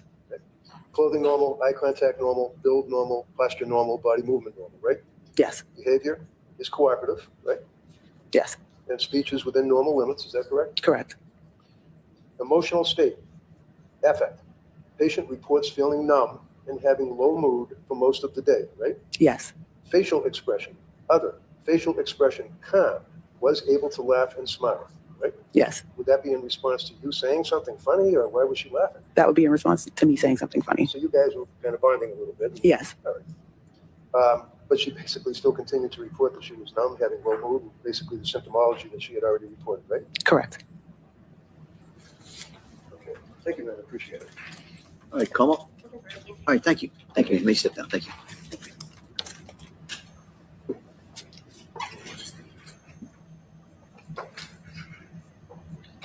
All right, Como, call your next witness. I'm also call Cameron Daly as his next witness, please.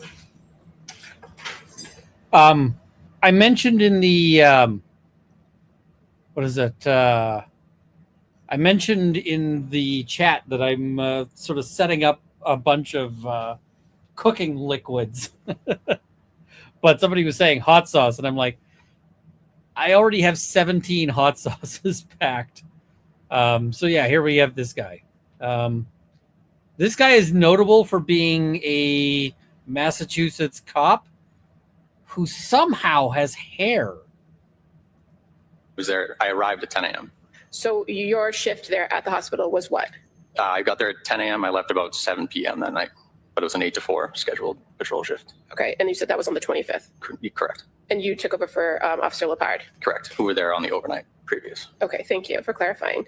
And when you left that next evening on the 25th at 7 p.m., was there another Duxbury officer who came to relieve you, or who came to relieve you? No, at that time, State Police Detective McDonald arrived on scene with his crime scene team, and then Plymouth County Sheriff deputies came to take over the hospital watch.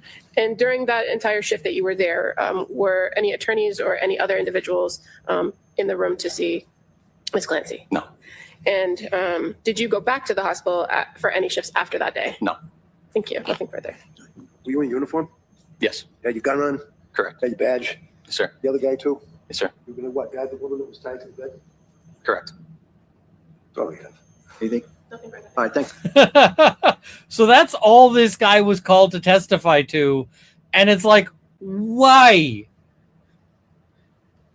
It's like, what did you do in this case? I sat in her room and guarded. And I mean, Reddington didn't get anything out of that cross either. He's just a little pissed. Like, that is a I'm pissed and being a little pissy kind of cross, because it's like you with your gun and your badge, and you're just guarding this 10-pound woman who's tied to a bed. So yeah, that's all that was. Let's jump into, I think it's about here.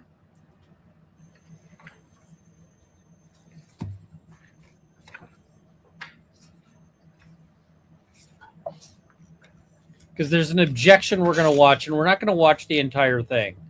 We're going to skim over this because it's kind of gross, honestly. You all set? Yeah. Ready for the jury.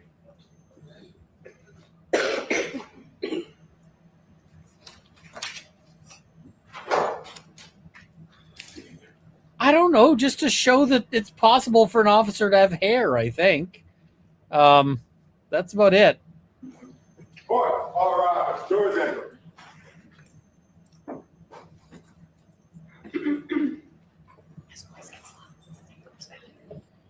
I feel like they are playing defense, but I don't think they're playing defense on this case. It feels like they're playing defense on the civil suit. So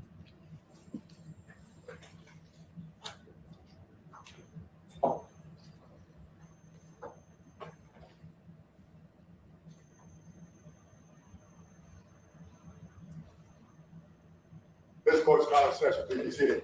Your Honor, for the purpose of the record, we return back to the trial of Commonwealth versus Lindsay Clancy. All parties are present, including the defendant and including the 18 jurors. All right. Everybody, thank you for your patience. We'll give you a couple extra minutes to look at the solar eclipse while you're up. So what we're going to do is we're going to return now to the Commonwealth's case. And So for the people on Twitter who are like, why do you crack jokes about this? Well, because that's how people cope with shit.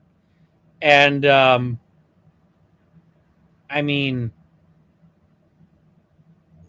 yeah. But the judge is too. It's part of how you relate to the jury. It's part of how, like, come on, folks. Commonwealth, could I call your next witness, please? Prior to the witness, Your Honor, I would just move to enter in the next exhibit. He excerpted pages from the South Shore Health System perinatal behavioral health program regarding the last witness, Letitia Dukes. Okay, any objection? By agreement, Judge. All right, so it's by agreement.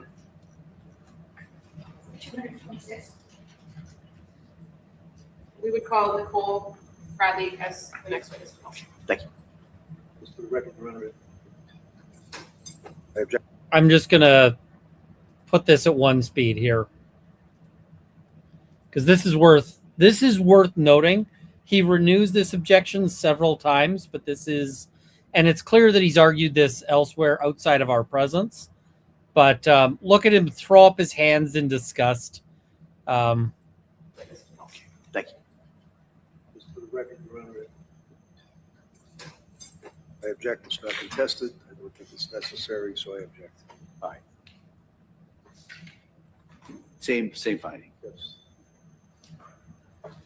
So when he says, Your Honor, it's not contested, I object, and he throws up his hands like that, and, the judge noting same finding, what that means is we've already argued this, right? I'm just wanting to renew my objection because this is some fuckery. And, oh my God, it's fuckery.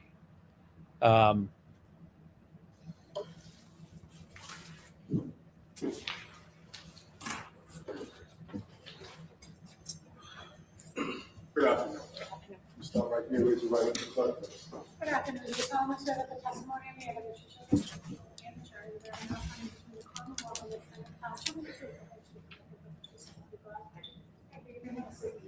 Watch your step, please. Hey, good afternoon. Good afternoon. How are you? Good, thanks. Just going to ask you to keep your voice up so the jury can hear you and speak into that microphone, okay? Okay. Thank you. Yes, come on. Thank you. Could you please tell the jury your first and last name? Yeah. Nicole Bradley, And where do you work? Plymouth County Sheriff's Department. What do you do there? I'm an assistant deputy superintendent of the Field Services Division.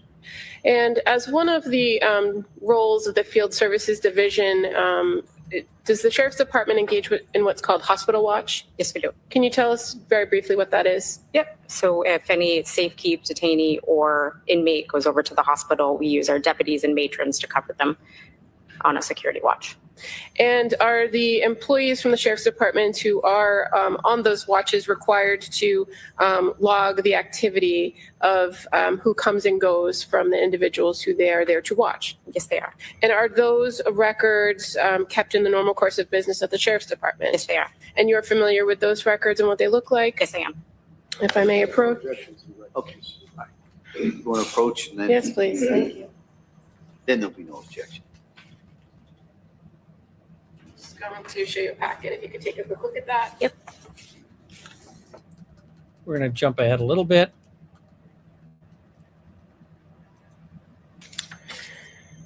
No further questions. Thank you. Mr. Reddington? No, thank you. All right, thank you. Thank you very much.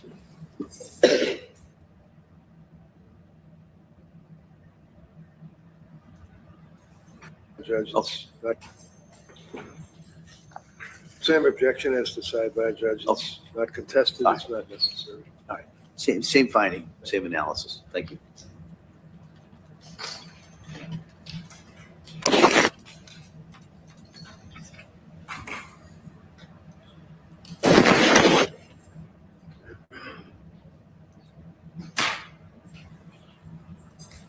Good afternoon, sir. Good afternoon. Stop right there. Raise your right hand for the clerk, please. Do you solemnly swear that the testimony you have that you should share the written outcome? Thank you. You can have a seat. Watch your step, please. Good afternoon. Good afternoon. All right, Ms. Sprague? Thank you, Your Honor. Good afternoon. Can you please state and spell your name for the record? Yes, my name is Renee Stonebridge, Renee Stonebridge. Where do you work? I work at the Commonwealth of Massachusetts at the Boston office. And what department do you work for? I work for the Chief Medical Examiner's office. And how long have you worked there? I have worked there since July of 2017. And can you describe your educational background?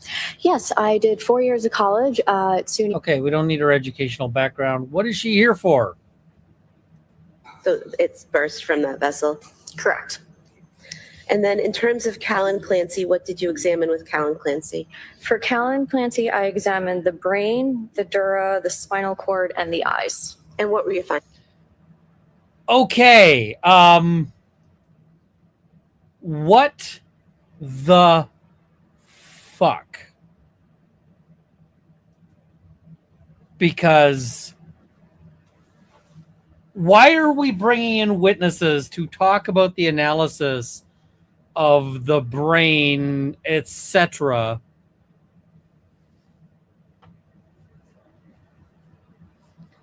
All of this, they're going into extensive detail about how horrible the deaths are and all of this. And it is awful, like just awful. And they go through it for a lengthy period with multiple witnesses. And it just makes me so mad. So mad to see, because none of this is contested. There is no evidentiary value to this. It's purely for the purpose of prejudice. That's it. That's all they want. They want to prejudice the jury by saying, look how awful this is. Look how terrible this is. But the thing is unless there's actually some point, that's in dispute here, they shouldn't be doing that. And like, I really hated this entirely. Like, it made me so annoyed that they were doing this, because and could the judge have ruled against this? Absolutely they could have.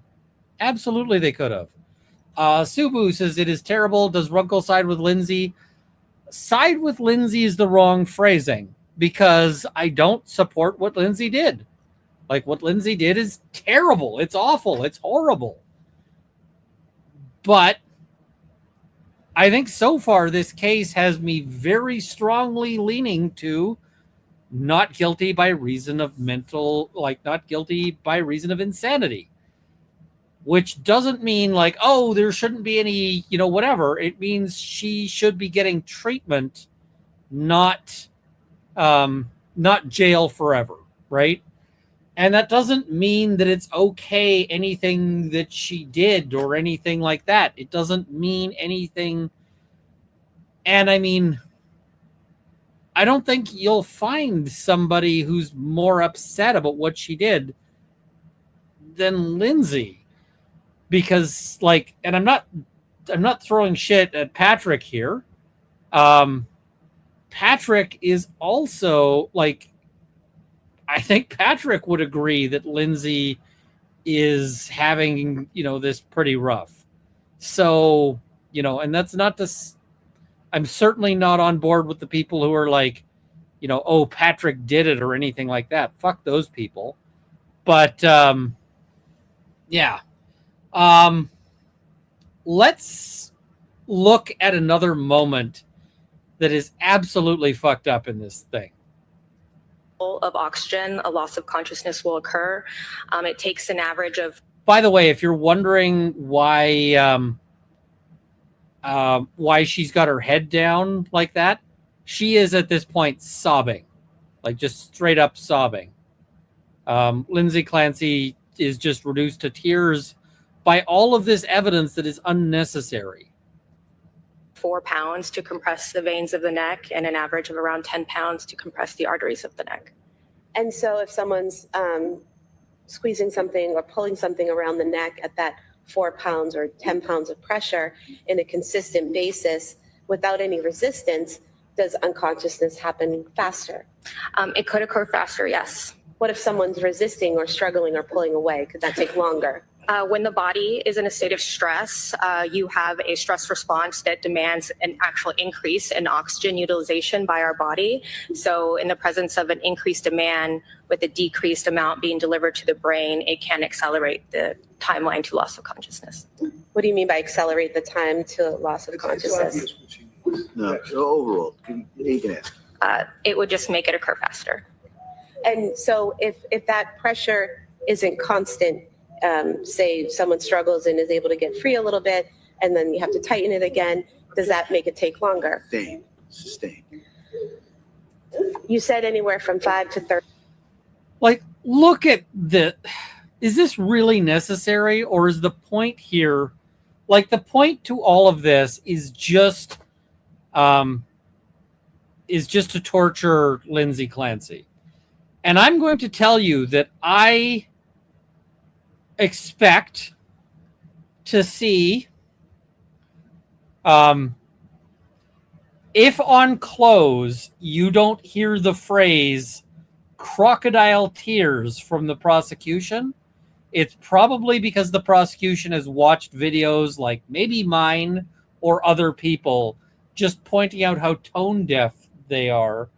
But I suspect they're going to accuse Lindsay Clancy of faking her tears here, faking her emotions here.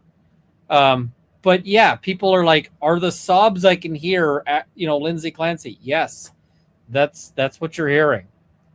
30 seconds. What are the factors? I'm sorry, you said 10 to 30 seconds. Is that correct? Yes, for loss of consciousness. What are the factors that are at play for whether it's 10 seconds or 30 seconds? Again, there's multiple variables. The force of the ligature against the neck, the actual ligature itself, and the intensity and duration of the altercation. And once someone loses consciousness, do they immediately die? No. So if there's no intervention, the brain continues to have a lack of oxygen. And so until the brain cells start to die, it's irreversible injury to the brain. The person is alive until the body can no longer sustain the lack of oxygen. If someone is strangled to the point of unconsciousness and the strangulation stops, can they wake up? Without intervention is very unlikely. So do you recall testifying previously that when asked if a person were to use a ligature around someone's neck to the point where they pass out? Counsel, We had that answer, right? It's an inconsistent statement. This is your witness. I know, and I can, Whoa. Let's watch that again. to the point where they pass out. But, counsel, we had that answer, right? It's an inconsistent statement. This is your witness. I know, and I can impeach with an inconsistent statement. See, You can't impeach your own fucking witness. It's your witness. You don't get to impeach your witness unless you are, are you suggesting that your witness is hostile? Is that where we're at? Like, no. sidebar.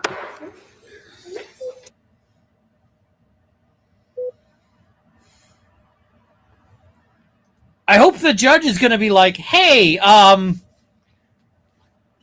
fucking law school here. Come on. And also is going to be like, hey, we know you're not trying to impeach. You're just trying to dunk on Clancy. Fucking stop it.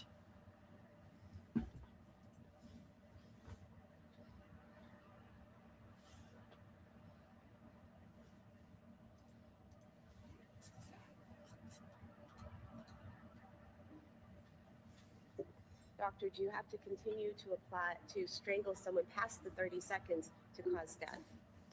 No. Once the I really feel for Reddington here. And I mean, like, I would love to hear Reddington's unvarnished thoughts about this moment. And I don't think he can, like, testify. Like, I don't think he could come on. If Reddington agreed to an interview, and I may reach out and ask him, but if Reddington agreed to an interview, I cannot see him wanting to answer the question I want to ask. And in fact, I wouldn't even ask him the question, which is, what were your thoughts in this moment about the prosecutor and the judge? Because I know what my thoughts would be. My thoughts would be, what a fucking joke. This is disgusting. The judge should be stepping in to stop this. The prosecutor should not be doing this. This is purely intended to prejudice and purely intended to torment the accused. There is no value to this. There is no there is no point to this other than the cruelty. And brain is subject to oxygen deprivation and brain cells start to die, it's irreversible. And so it will continue to progress towards death if there's no intervention. What do you mean by intervention? Resuscitative efforts, if somebody tried to give CPR, if they were hooked up to oxygen machines. Do you recall testifying previously that it would be your opinion that pressure would need to be continually applied even after losing consciousness to cause death? Sustained. Reddington didn't even have to speak there. He just stood up to be like, are you fucking kidding me? And the judge is like, sustained. Hold on. Sustained. Next question. So your testimony is that you can strangle someone for 30 seconds, let go, and then they die. I said that in this presence of complete oxygen deprivation, there is a general time frame. And so 30 seconds, I cannot give a specific number to that. Once strangulation occurs, again, the brain starts to be subjected to a lack of oxygen. So whether the ligature is present or whether the ligature is not present, the oxygen deprivation and irreversible brain damage is already occurring. And there's no coming back from that? Not without intervention. It's very unlikely. Again, the brain cannot heal those cells. Did you form an opinion to a reasonable degree of professional certainty, to medical certainty, as the cause of death of Cora? Yes. And what was that? Asphyxia. And was that by manual strangulation, By strangulation. mechanical strangulation, I mean. Yes. Did you also examine or do an autopsy on Dawson Clancy? Yes, And when was that? January 25th. And did you observe injuries on Dawson Clancy when you did the external examination? I did observe injuries to Dawson. He had trauma to his neck with associated injuries of the head, as well as minor injuries to his left arm and his legs. And if we could pull up photo 2166.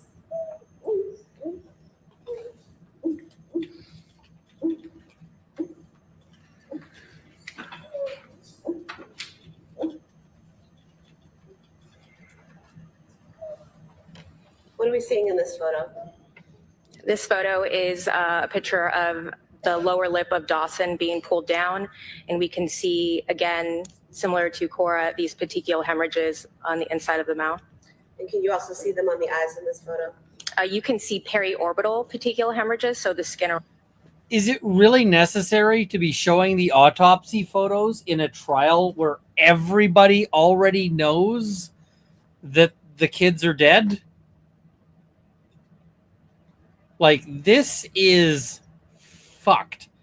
And I mean, let's talk about this in terms of strategy, because the prosecution seems to be thinking that the jury is going to be inclined to convict on the basis of, like, look how awful this is. That seems to be the prosecution's strategy. It's basically asking for jury nullification. Now, if Reddington stands up and is like, this is real sad, therefore you should acquit, the judge would hammer him. The judge would reach down his throat, reach down, grab his asshole, and pull it out through his teeth.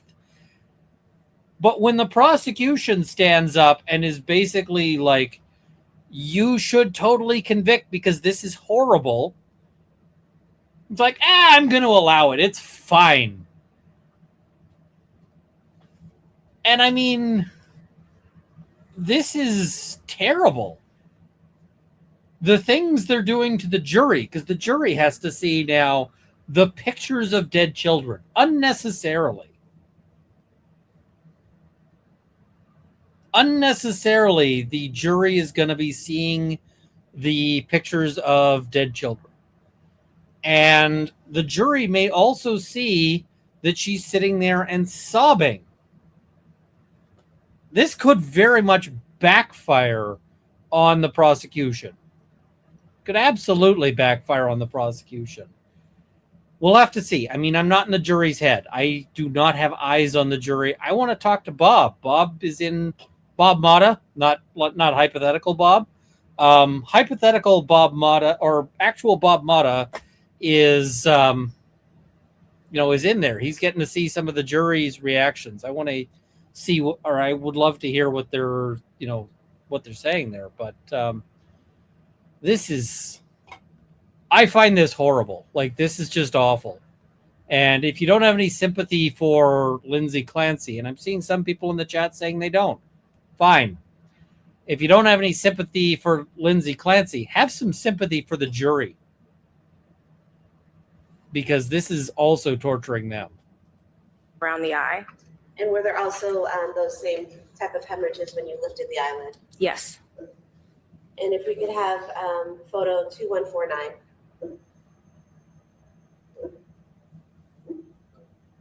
What are we seeing here?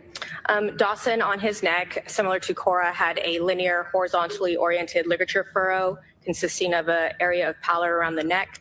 He had distinct superior and inferior edges to his furrow as well. This is on the back side of the neck, where we can also appreciate abrasions that are in line or parallel with the inferior and superior edges of the furrow. And if we could have photo 2147, please. What are we seeing in this photograph? In this photograph, we can appreciate the distinct area of pallor here on the neck, again representing the ligature furrow with diffuse petechial hemorrhages of the skin of the face. And what are we seeing there on his shoulder? This is just some dried body fluid. And if we could see photo 2151, please. What is depicted in this photograph? This is a similar photograph to the one just shown here, where you can see the distinct area of pallor representing the ligature furrow with superior and inferior edges, and again, the diffuse petechial hemorrhages of the face. And these photos of Dawson's face, the petechial hemorrhaging on the face, appear to be darker than those and more expansive than those on Cora's face, correct? They appear more prominent in Dawson than in Cora, yes. And what can cause the damage being more prominent and more dispersed over the face? Again, petechial hemorrhages occur as a result of rupturing of small vessels in the skin. And so the fact that there are more present in Dawson is indicative that there were moments where some blood did reach or push through the furrow or the ligature in little spikes or peaks. All right, that's enough for now. We're going to move past this witness. Oh, and the witness needed to be on the screen. Let's go a little bit towards the end, and then we're going to wrap things up. To submit the original photos of Cora and Dawson as for identification, and the other, the ones that were just shown to the jury as exhibits. So mark the first set for identification. For identification. Then over the defendant's objection. For identification. Then over the defendant's objection.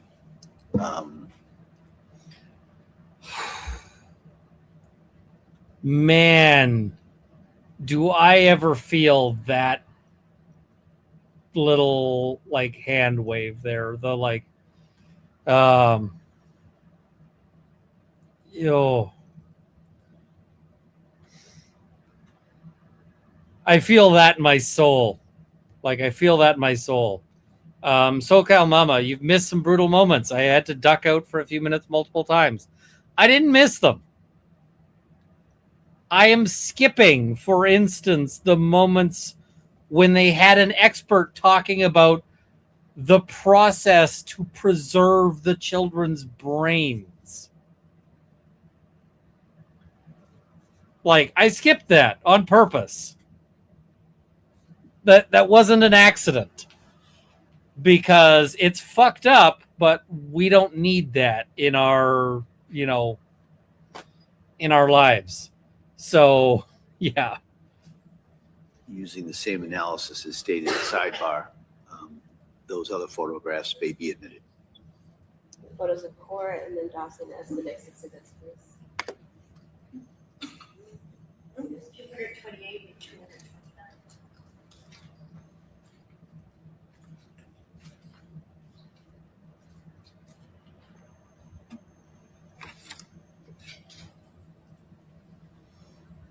And then the excuse me, death certificate of Cora Marie Clancy as the next exhibit. I have no objection to this. Aye. That may be admitted. And the death certificate of Dawson William Clancy as the next exhibit.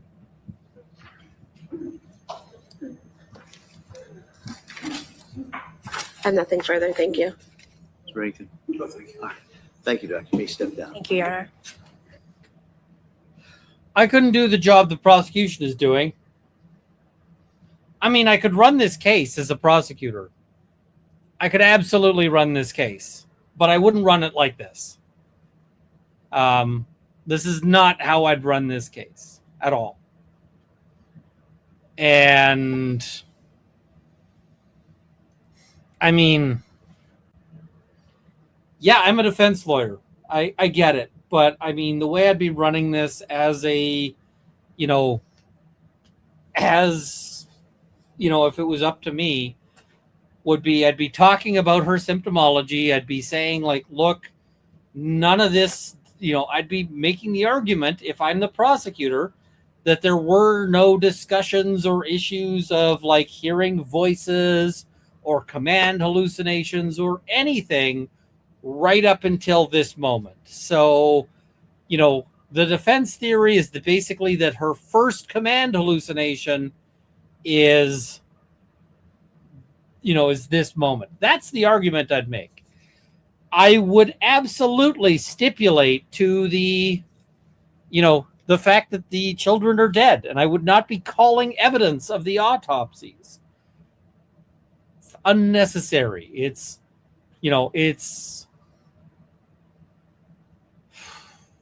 grave dancing is what it is. Like they're basically digging up these children to show their body parts to the jury.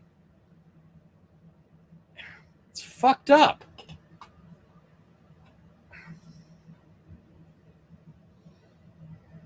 It's fucked up. So, yeah.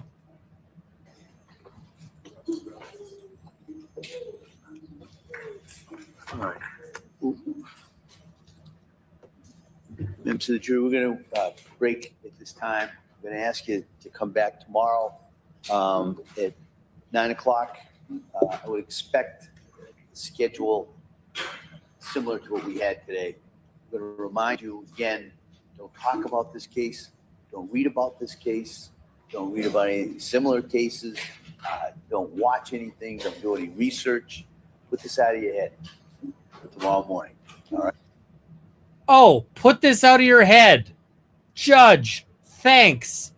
That's totally a thing you can do. Like, you can just totally put something like this out of your head. Hey, jurors, here's some pictures of dead children. Put that out of your head. They're not putting that out of their head. They're going to remember that shit until the day they die. Like, absolutely, they're going to remember that. 20 years from now, if you ask the jurors about this, they'll remember it. When I was still in undergrad as a psych major, I was just I did some volunteering at a forensic psych facility, and part of it required going through files and doing itemization of things, right? And one of the files included some pictures that were taken, and I'm not going to describe the pictures in too much detail, but they involved like a victim who was covered in blood. And I'm going to remember those pictures. I still remember those pictures. It's been like 2 decades, and I still remember those pictures. So, like, oh, go on, forget that. Fuck off. Judge, you let the prosecution do this to the jurors. You have a bit of an obligation to protect them to the extent you can, and you didn't. And you could have. You just chose not to. So, I don't like this protect the... No, man. That's not where you're at. That's not where we're at right now.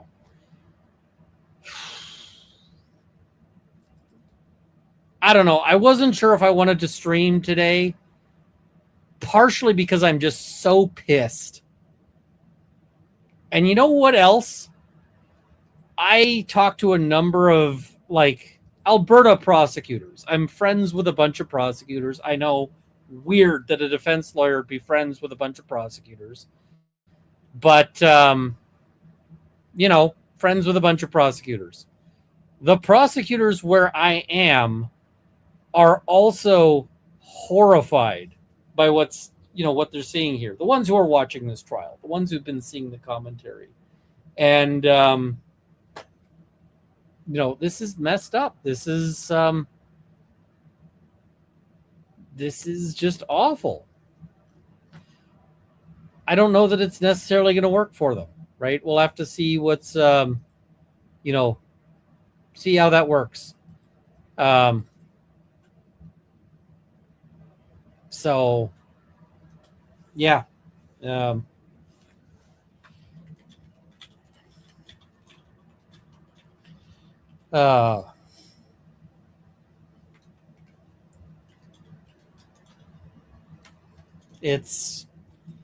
This one's got me a little shaken. It's, I'm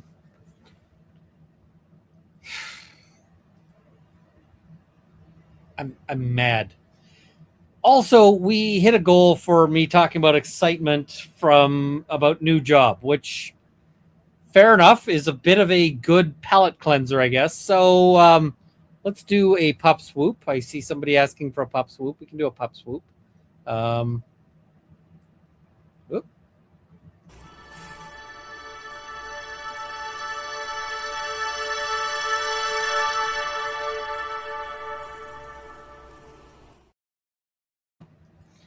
So, new job. New job will be teaching. The teaching is going to be fun. It's going to be interesting. I like teaching. I like teaching a lot. But one of the things that has me kind of excited, and I know this is kind of a crazy thing to be excited about, but there is a fish pond in town that is a stocked fish pond. There's also a few lakes in the area. So it's on Lac La Biche, but Lac La Biche, the main thing people fish for there is walleye. And the keep limit for walleye is 0. It's catch and release. So people go there to fish for fun, to like catch the walleye and release them. But I'm not really big on the whole catch and release thing because, you know, it's like, all right, now I'm just torturing a fish and I don't get to eat it. They also have pike. Pike are fun. Pike are a challenge because pike will break lines, pike will struggle, pike will all of these things. But pike suck. Pike are bony, pike are oily, pike are mean, and they just don't taste very good. Pike are you know, pike are not tasty. So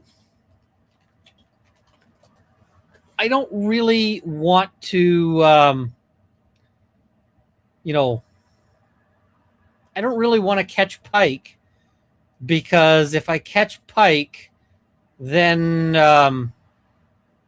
they're awful. They're just really bad. They just taste awful. So I'm not going to go, like, I think I can keep pike, but I don't want to keep pike because they're just not good. So at that point, I'm like, all right. So I don't like either of those things. But there's a nearby lake. I found a nearby lake.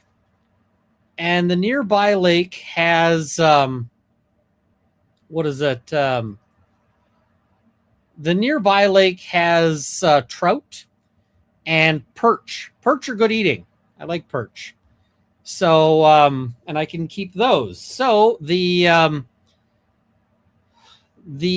answer to all of this is I need to now bring a little fishing kit, and my normal freshwater fishing kit is at the dogwood. It's at the land. And so I need to go back and either I need to go back and pick it up, which I might do, or I need to go and what do you call it? Or I need to go and what do you call it? Just buy a new set. I'm probably going to buy a new set. So it. I probably won't be doing a whole lot of fishing on Lac La Biche because it just doesn't seem to have a whole lot of what I'm looking for. But I'm totally going to fish the other ponds nearby and the other lakes. So I'm also thinking I need to buy a little kayak. So yeah. So I'm obviously not a regular. Is Runkle giving up on doing lawyering? Is he going to teach law or like teach math for 8th graders? I'm not giving up on lawyering. In fact, this is actually letting me do a better thing. So this will be full time, but I'm only working I'm only actually teaching parts of the year. And so it gives me a whole lot of additional time, which is going to mean that I can do what do you call it? Just like free work. So that is going to be amazing. Are you going to tell us about the job? The job is teaching community peace officers.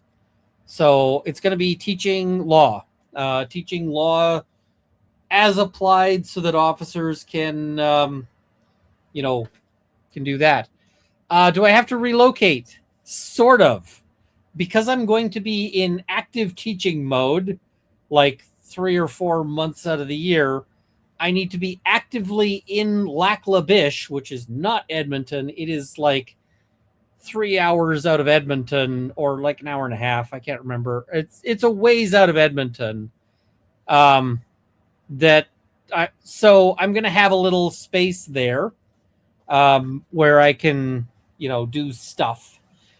But so that's why I'm doing, if you've been on my Twitter and you see me like preparing like a hot sauce can to bring out and, whatever else. What happened to the kayak Marmar gave me? It is great. It is wonderful. And it stays at the dogwood because that's a place that I'm, that I also like to go kayaking. So it's that I need a second one for Lac La Biche. So it's like I'm gonna need kayaks for all sorts of places, and I can't really be driving the kayaks around all the time. So that's the plan. The one Marmar got me is awesome. Will you be there or home for the 24-hour stream? The 24-hour stream is planned to be on like a Saturday, so I'm gonna make sure to be here for it. The timing of it might be for that. Is the dogwood the name you landed on for your land? Yes. Mrs. Runkle came up with the name of the dogwood, and so I've been going with that. And yeah, so anyway, I'm really excited. This is going to be potentially really awesome, and I am excited. Because I have limited space, I saw somebody in chat said somebody else in chat offered me a kayak so long as I can pay for shipping. I need to get a full, I need to have a folding kayak or a inflatable kayak. And the reason why is I'm going to have very little space. I'm going to be basically in an apartment that is one room. So my space is like a closet. So I need something that I can put in the closet and just live in there until I'm going out fishing. So, yeah. D Starfire, Runkle has a land. No, Runkle has some land. Land. So yeah, I see somebody saying tons in marketplace. Somebody offered you 2 kayaks for the shipping. I just saw somebody saying something along those lines. I don't know. I don't know if that was actually an offer or what. But yeah, this is a thing. Have you informed Zora and Potter that you're abandoning them? I'll just be gone for like a month at a time, and then I'll be back. Zora and Potter will live because Zora and Potter both like Mrs. Runkle better than they like me. And I mean fair, because I also like Mrs. Runkle a lot. She is, she is really awesome. But I'll be back, and the dogs will miss me while I'm gone, and then I'll be back. So yeah, they're gonna they're going to have opinions, but yeah. All right. Zorro must be compensated in pizza bones. Fair. Fair. We'll have to, yeah. Check with maintenance / facilities crew about somewhere to stash a kayak. Maybe I can talk to them, but yeah. All right, let's cover some super chats here. And so, Danae Hicks, thank you so much. Much appreciated. Why did Clancy need a court order to see the lawyer? Because they were preventing anybody from having access, so they needed to get court orders to get access. So, yeah. What about Tuesday date nights? Not so possible when I'm away, but I'll be back in and out. The prosecution was unnecessarily detailed, redundant, and sadistic today. I've watched plenty of murder trials. This prosecution needs a psych eval. Yeah, I thought it was pretty messed up. Celebrial says, no alcohol abuse, drink that martini. Fair. The other drink I had is this canned Matador, which turns out to be pineapple and lime, and I don't like it, but I'm drinking it anyway. My baffled brain, what happens to Clancy if the jury hangs? Probably they try the case again. So, yeah. Martinis are meant to be drunk. Fair enough. I see somebody saying, I hope the apartment comes furnished so you don't have to buy new stuff. The apartment is sort of furnished. It's got beds. I think it might have 2 beds, but I'm only going to sleep in one at a time. It's got a closet, like a thing. It's got a bathroom, but the bathroom is like small, and it's literally just a toilet. There's no bath. There's no shower. There's a communal shower. And there's like a little tiny desk with a shitty chair. I'm going to need to get a better chair. So, yeah, somebody says it sounds more like a dorm or man camp. That's exactly what it is. So, yeah, that is kind of how that works. So, it'll be all right. Bring your own pillow. The pillows there actually aren't so bad, so I'm gonna have to get that set up. But yeah, it is.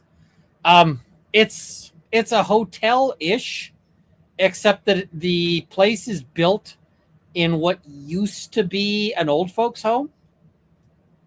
And I say it used to be an old folks' home because like I found in one of the rooms, because I've been there before, I found an evacuation notice which described it as an old folks home, and the evacuation like guidelines were basically like, in the event of fire, don't go anywhere, just stay where you are. And I'm like, cool, awesome. So yeah, the communal showers aren't going to be so bad, especially because I keep different hours than most people. But it is what it is. But yeah, it's going to be awesome. Oh, the kayaks I offered are folding. Feathercraft, the best folding kayaks in the world.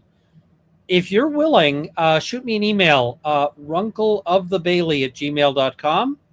Shoot me an email. We'll talk, because I will absolutely do that. That sounds fantastic if you're willing. Runkleofthebailey@gmail.com, or shoot me a message on Twitter. My email is also in the about, because, yeah. All right.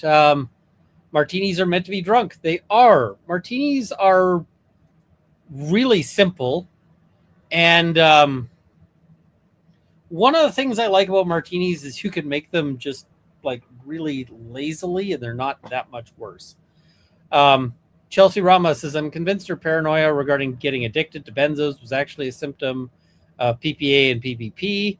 Didn't seem rational, or did I miss a history of addiction? I mean, I have some paranoia about getting addicted as well. And the paranoia isn't because I've been addicted or anything like that. The paranoia is because I have done criminal defense, And so often I've seen the files of like, guy who has a job, has a life, has a family, all of these things. And then he gets injured on the job. Like he breaks, a rib or whatever else, right? And then I see the guy get addicted to the painkillers, and I see him lose the job, and I see him lose the family, and I see him lose his housing. And I end up getting the file at the point where the guy is living on the street and is, is being charged with robbery or something. And, and it's not that it's like everybody that, painkillers are important. People, they help people in a big way, all of these things. But I see the awful circumstances, right? And because I see the awful circumstances, it makes me super fucking leery about it. And I get really nervous. So, I don't know if you guys will be able to see this, but can you see? All right. So you see like right there, that different coloration on my hand. Like right there. That's burn scarring. Up here, you see there, like the different, that's also burn scarring. So, I burned the shit out of my hand. And, yeah, I need to clean my nails. I was just out doing leatherworking. And yeah. But like, when I got the burn scars, they tried to prescribe me 200 Tylenol 3s. Tylenol 3s aren't the most addictive thing, but And I was like, no. They're like, what do you mean, no? And I was like, no. I'm not taking 200 Tylenol 3s. They're like, okay, we'll give you 100 Tylenol 3s. And I'm like, no. And they're like, okay, we'll give you 50. And I'm like, no.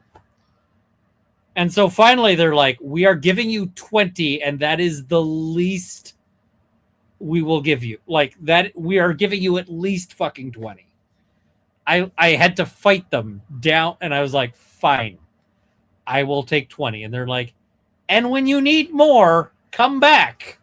We're going to set up, we're going to set another meeting in a week because you're probably going to need more. You know how many of those Tylenol 3s I took over the entire time I was, healing from very serious injuries? They weren't sure if I was going to keep my fingers, by the way.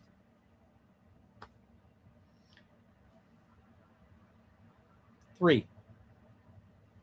I took 3. And only to get to sleep. And after like the 3rd night, I just put them on a shelf and didn't touch them again. So, I mean, I get the concerns, right? I get the concerns there. How did you burn your hand? Okay, this is funny because it's stupid. So the way I burned my hand is I was trying to make fuse. Now, I've made fuse before, and the way I was making fuse was basically tissue paper, really thin paper, with like dusted with gunpowder, and then twisted into a string. It works fine, but you need to use really finely powdered powder. They were out of the really finely powdered powder. And so what I instead got was much coarser powder. And so I was like, well, I'm going to test this, but I'm going to test it by lighting it from a distance with a candle. And I'm way far away. I went like 20 feet away. And so I was watching this to see how it would burn from like 20 feet away. Well, it didn't burn like a fuse. It burned as a rocket, and it shot towards me, just straight towards me. And I was like, what the fuck?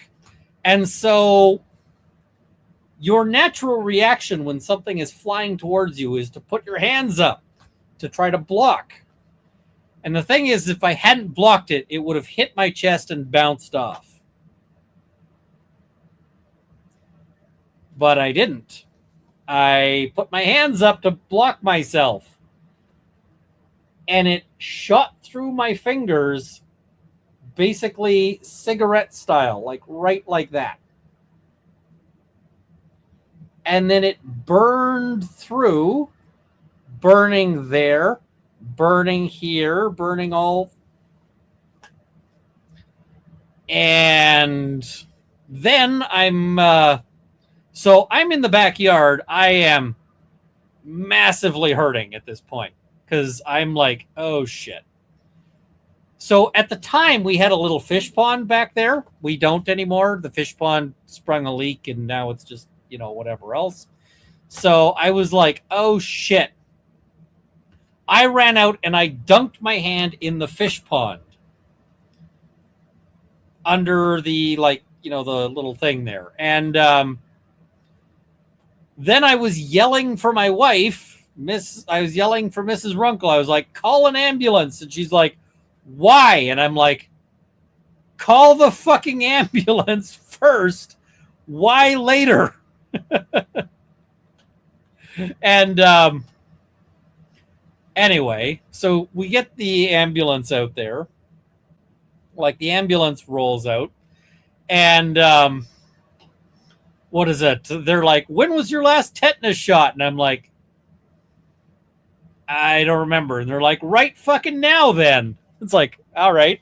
So I got the tetanus shot. What happened to the fish? The fish live inside now. And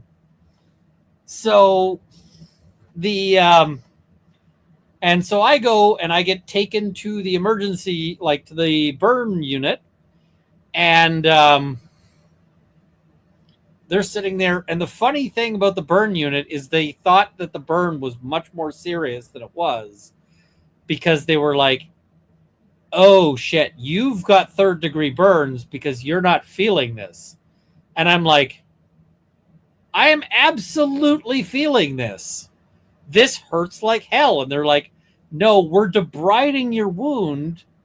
People scream, people cry, and you're just sitting there. And I'm like, no, it hurts like hell. So they didn't believe me. They made me look away, and then they were poking it with like a Q-tip, like a sterile equivalent of a Q-tip.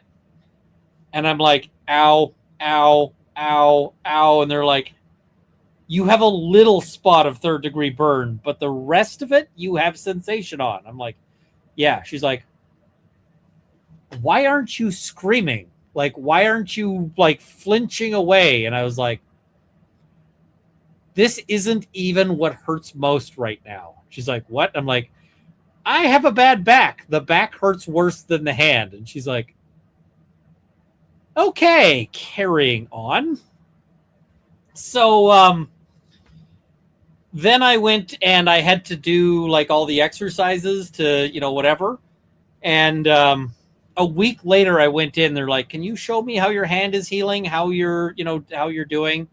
And I showed them what I can do with the hand. And the 3 things they want you to do is, can you do this? Can you do this? And can you do this? And I can do all 3. And they're like, huh. We have in our notes that you will need reconstructive surgery. We have in our notes that you might not keep your fingers. We have in your notes that, and I'm like, okay. And they're like, you are healing really well. I'm like, that's good, right? And they're like, yes, but what the fuck? So anyway, I didn't end up needing surgery because I can do this, I can do this, I can do this. That's the test. Yeah. Oh my God, they debrided you, or debrided it, you barely reacted. Yep. It sucked, but whatever. So, yeah, anyway, that's how I burned myself. Chelsea Rama says, I'm convinced. Oh, wait, we just saw that. Radio Man S3, home from Dane's surgery just in time for a stream. Good to see you. Patty says, get wrecked, prosecutors. I mean, at the end of the day, they're going to go home and sleep like babies. That's how that goes. Gerald Manning, good to see you. And good to see you again. Runkle, you and Bob Mata should dual stream one of these nights for this trial. He's on now too, and he's in Massachusetts. Thanks for the stream. We should. I got to see about coming on one of Mata's streams there. So, yeah. His investigation was piss poor, but at least he was honest about the Commonwealth directing the investigation. He cannot listen to privileged communication or conversations. Yep. 100%. Gerald Manning, thank you so much. Misinformation. A Canadian firearm enthusiast and longtime EDB fan here. I can't believe how long I've knowingly slept on your channel, man. I'm hooked now. Good to see you. So glad to have you here. Yoga with Kayla, thanks for being with me tonight as I work late on my therapy case notes and training materials for new students and therapists in OP mental health. It's important work, and it's important that it be done right. So glad to have you here. Lady Tanya, TX, Texas, I'm sure. I'm glad you finally remembered how to shave from looking like you stood next to a chief straighter to no shave and now mostly healed. I mean, still got things. I'm not good at shaving. Stephanie Bachman says, Runkle, I'm so sorry, but I'm forever going to be the one who asks weird questions. Lol, here goes.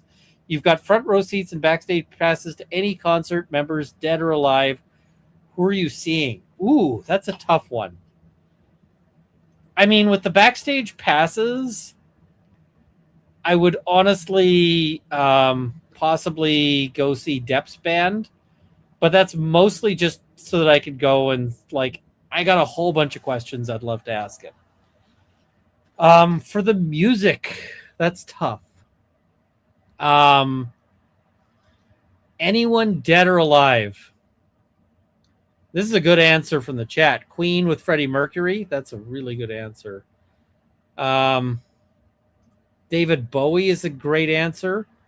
Springsteen isn't my jam. Some people are going to hate me for this one, but Weird Al Yankovic is a good one. Marilyn Manson, I know there's a lot of controversy, but dude sort of got me through a fair bit of, high school years and so forth. There's some bands who are alive who I'd like to go see. I want to go see Phil Dell. She's been on this channel, by the way. She came on to help with the fundraiser. Phil Dell, I would love to go see in concert. I would love to see Johnny Hollow. I see somebody saying, am I going to go see Dogstar? Is Dogstar coming to... are they coming anywhere near me? Because most of these bands don't come anywhere near me. So, yeah, I mean, it's tough. What is it?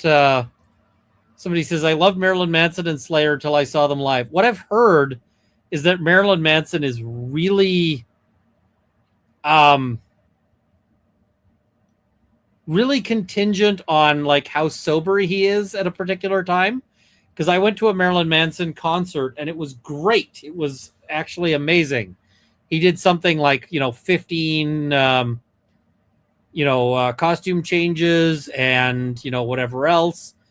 He put in a lot of work, but I've heard a lot of people who've said that they went to see his, that they went to see his concerts and they sucked. So, I don't know, right? It really depends. It looks like the only BC or the only Canadian stop is in British Columbia. It's in Vancouver. So I got to see what what all is there. They've got a VIP pass, but it's not a backstage pass. It's a you can get a photo taken with the professional photographer. One VIP merch item. Yeah, I don't know. That does not sound. I don't know. I got to decide if that's something that I'd want to do. But yeah. Let's see. Music to my soul. Oh, this was one for Bob. So yeah. Well, I appreciate it, but yes. Meme Empress. What's her case then? LMAO.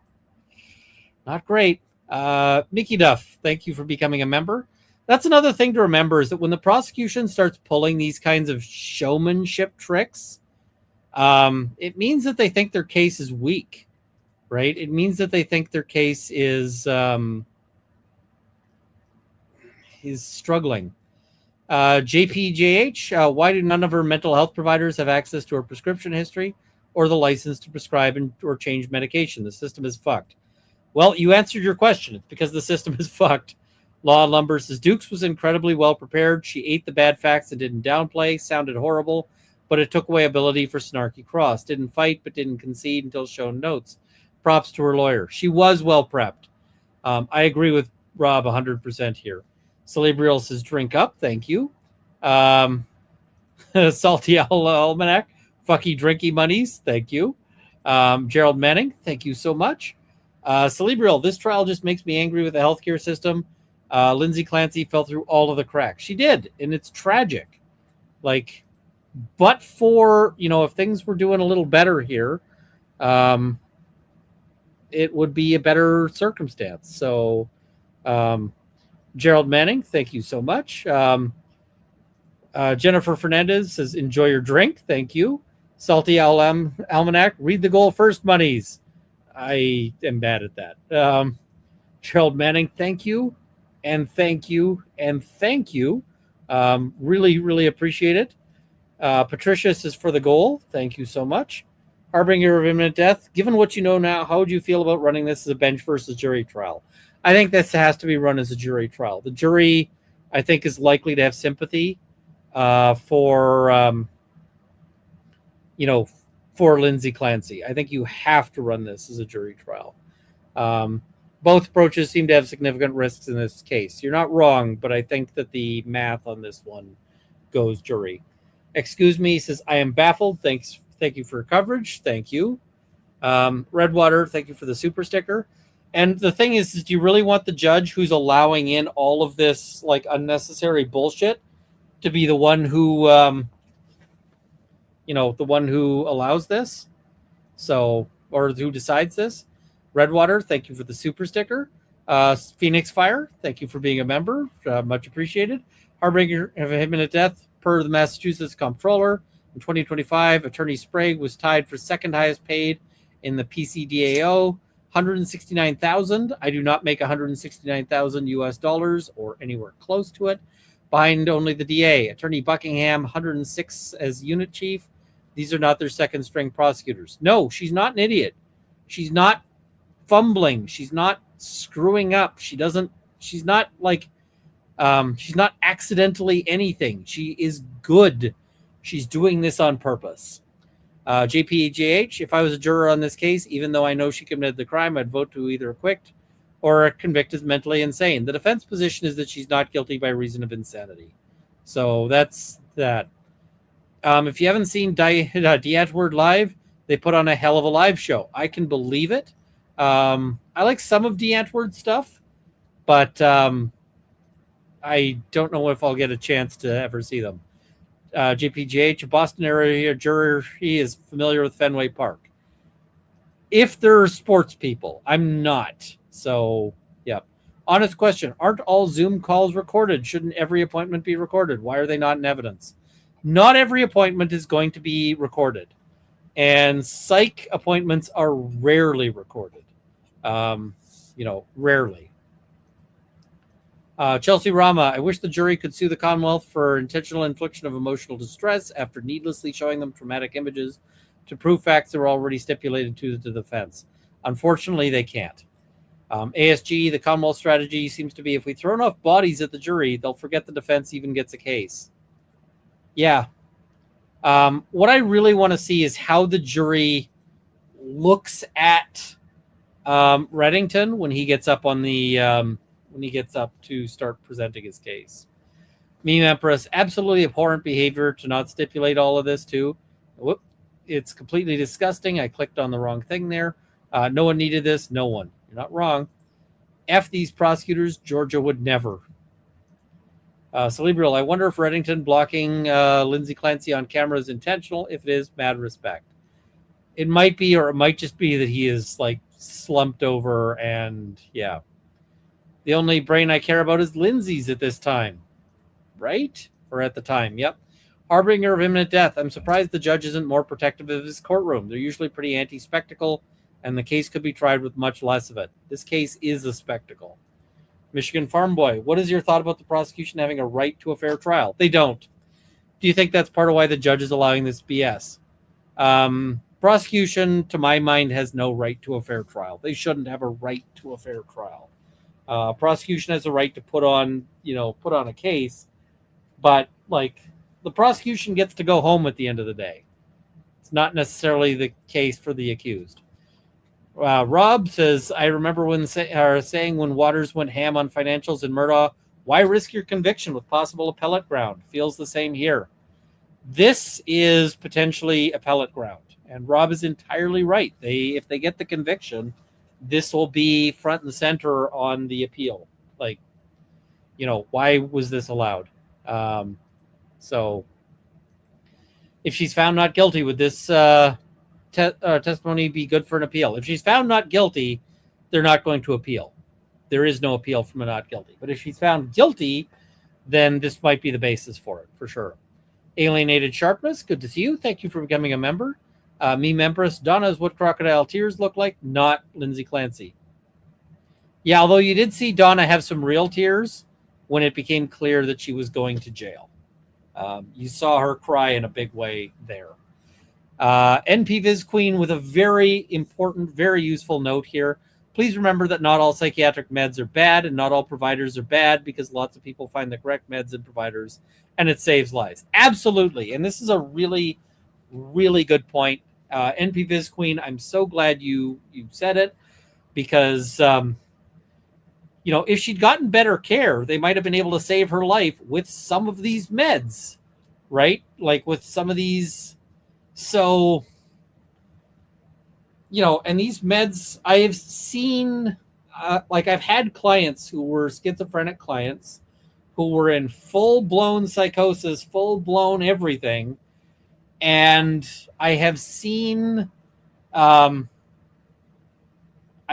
clients basically go from like being completely out of this world to suddenly like just being ordinary people again, like getting their lives back, getting their jobs back. I remember I had a client, he had like florid, bad schizophrenia and he got on medication and he was like, can you call my mom? And I was like, why? And he's like, I think my mom is scared of me and I want her to see me, not crazy. And I was like, okay. So I called the mom and the mom was like, I don't want to hear from him. I don't want to talk to him. I don't want anything. And I was like, look, you don't have to.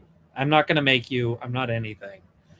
But I do think you want to give him a chance because, things have changed and I've seen the change and it's up to you. I'm not here to force you. I'm not here to make you. I'm not here to anything. I'm just passing along a message from my client and, but I can also tell you what I've seen, and what I've seen is a real substantial change. And anyway, mom went to see him while he was in custody, and mom was like, oh my God, my son is back. And she actually called me afterwards and she was like, thank you for reaching out because, we got to have a talk. We got to all of these things. And,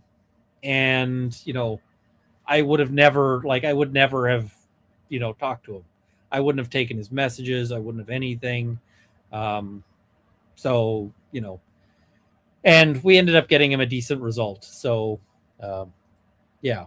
And it was thanks to meds and thanks to treatment and all of that. Starshiny, does it matter if the prosecutor is leading a witness during a voir dire? It does, but less so. The judge is going to give a lot more leeway on that. The Miss Monty, thank you so much. Hog Banana, no, didn't know there was a stream tonight, so I got here late. I wasn't sure if I was going to do one. I'm going to need you to start over. Okay, thanks. You actually have a feature to go back and see it from the start.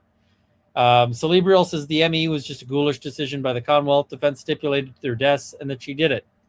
Yep. Although the Commonwealth is refusing to accept the stipulation. So, JPGH, welcome to the Federalist Society Judges America.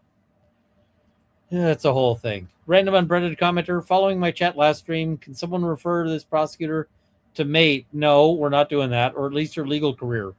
Almost as big as an embarrassment as to law as Canton PD. She's trying too hard. She really wants the conviction. And yeah. Rocky Top Girl, can some jurors not look at the pictures, or do they have to because they're the jury? They have to because they're the jury. So, yeah. ASG was in a co-work group with some working court reporters during practice today. We talked about the trial. They were also horrified by how it's being run. Yeah. The prosecutors I've talked to have been watching this are just like, oh my God. Celine Rosara, you forgot to tell us the Cutco story last week. Okay, I owe you guys a Cutco story. So when I was younger, I was like, I need to get my first job. Ages ago. Like ages ago. I was like, I need to get my first job. So I went and was like looking in the classifieds in like the newspapers for jobs. You know, it was that far back. I was looking in like actual newspapers, like printed newspapers. I know this is like, you know, this is me talking like I was checking my sundial, right? So there was something that looked like a pretty decent job, and, you know, it looked like a retail job. And so I, you know, I sent in an application. And they were like, you have an interview. And I was like, cool, awesome.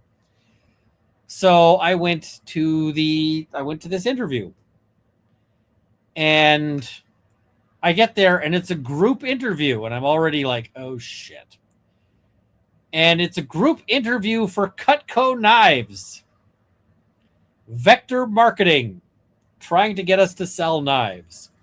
And they really started to like emphasize how you need to sell these knives to your family and friends. And I'm like, okay, but when you run out of family or friends who are willing to buy shitty knives, actually I've heard they're pretty good, but who are willing to buy knives for, you know, then how do you sell these things? They're like, you can sell them door to door. I'm like, so you want me to go door to door and hand knives to strange people who are pissed off that I'm there? And they're like, yes. And I'm like,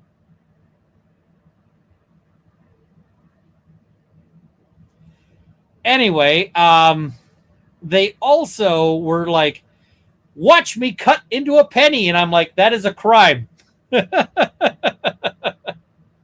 So I called them out for committing a crime as they're cutting into this penny. And they're like, okay. And I was just, I knew I didn't want the job. I knew I didn't want the job. So I was openly shitting on them through this entire interview. Like, openly shitting on them. And then finally, they're like, they take it back, and you're actually, you know, they do the offer, or like, they're like, you either get an offer or you don't get an offer, but we're going to do all of that privately. And so they bring me into the private thing and they're like, we'd like to give you we'd like to offer you a job. And I'm like, fuck you. And they're like, what? And I'm like, I have been outright contemptuous of you fucks. And so if you're sitting here saying that you're offering me a job, this ain't a job, because clearly everyone is getting this same offer. If I'm sitting here actively making fun of you this entire time. And they're like, okay, so why are you here? I'm like, because I just wanted to find out how fucked this is. They're like, okay. I'm like, I'm going now, but fuck y'all. So that was my experience with Cutco knives. And yeah, hint, no one doesn't get an offer. Yeah, it was very clear that everybody gets an offer. And the other thing is that as part of your offer for the job, like if you take the job, you buy a knife set from them. So the job offer is an offer to buy the shit from them. At which point I'm like, how is this a deal if I get to like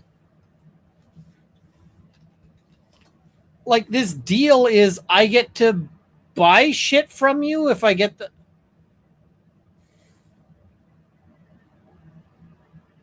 no like just no, none. No. So yeah, fuck those guys for their predatory shit. And yeah. Yeah. All right. What is it? Clay says, as awful as this was, thanks for giving us all the space to be mad about this together. This is so horrific. It's therapeutic to yell. LHR, can Karen Reed mention in closing they tried to stipulate, I'm assuming that's Lindsay, or no, Kevin Reddington. We got too many KRs. They tried to stipulate, and the DA chose to show all of this unnecessarily, so they know DA chose to traumatize them too. It's objectionable if they do. And he might try it, and if I was the prosecution, I would object to that. Random unbranded commenter, if anyone knows a snowplow driver in the area, I'll pay money for them to accidentally bury the prosecutor's car in compacted snow every day all winter. I mean, I'm pretty sure, it might be that it's Lucky, and Lucky will not absolutely not do it. So, random unbranded commenter, happy note, today is my dog's 9th birthday, making him a steak and potato dinner and have a 4-inch carrot cake with peanut butter frosting and ball pit full of toys for after. You are way nicer to your dogs than I am. Michigan Farm Boy, how healthy is the travel streaming computer? It's a gaming laptop, or is the main rig traveling, capable of gaming, etc. for a 24-hour live stream. If I had to, I could. Meme Empress, stop getting hurt. You're not allowed anymore. I can't help it. Bella Brad for you. Runkle, this is why we can't have nice things. I know. And Belle Feinstein, backstage disturbed, preferably in Israel, front row the Beatles. All right. JPGH, Runkle needs to listen to Ren. Jenny Kelsey, psychosis, command hallucinations is like having a gun to your head. The gun is really different to the brain. Oz/CA. Cheers. Gerald Manning, Chuck Berry backstage sound to me. Fair. Jenny Kelsey, be a psychiatrist. You'll never understand the patient. Lindsay Clancy, not guilty of reason of insanity. World needs to wake up. No plan. Still SI. Haley Rose Osland, please, for my own witchy astrology curiosity, what's your date of birth, birth time, and city of birth? I got to be careful with that. And the reason why is that those are security questions for firearms in Canada. So for the astrology, I'll narrow it down to Aquarius. Birth time, I don't know the time. I know that my mom was at it for like 18 hours. And city of birth, I'm going to just say British Columbia. But yeah, my mom was in labor for a long time. Lady Tanya, Texas. I cannot watch the actual trial. Makes me so mad. Can only enjoy your replay. Well, thank you. And yeah, what is it? Add it. I mean, so my mom was like, hey, I need a C-section. And they were like, no, you don't. And she was going, like, she was in labor for forever. And she's like, I need a C-section. They're like, no, you don't. And then after like half of forever, she's like, I need a C-section. They're like, all right, fair. And so finally that was, how that went. But I had a giant head, apparently, like just a truly impressively, like 70% of my body weight was head. And yeah, the so she had a rough time. And yeah, my mom has, somebody was like, has your mom ever forgiven you? My mom is, we get along great, but I do feel bad for all of that. So yeah. I just checked on Facebook Marketplace to see what people are asking for Cutco knives. There's somebody trying to sell an 8-piece knife set from Cutco for $1,600.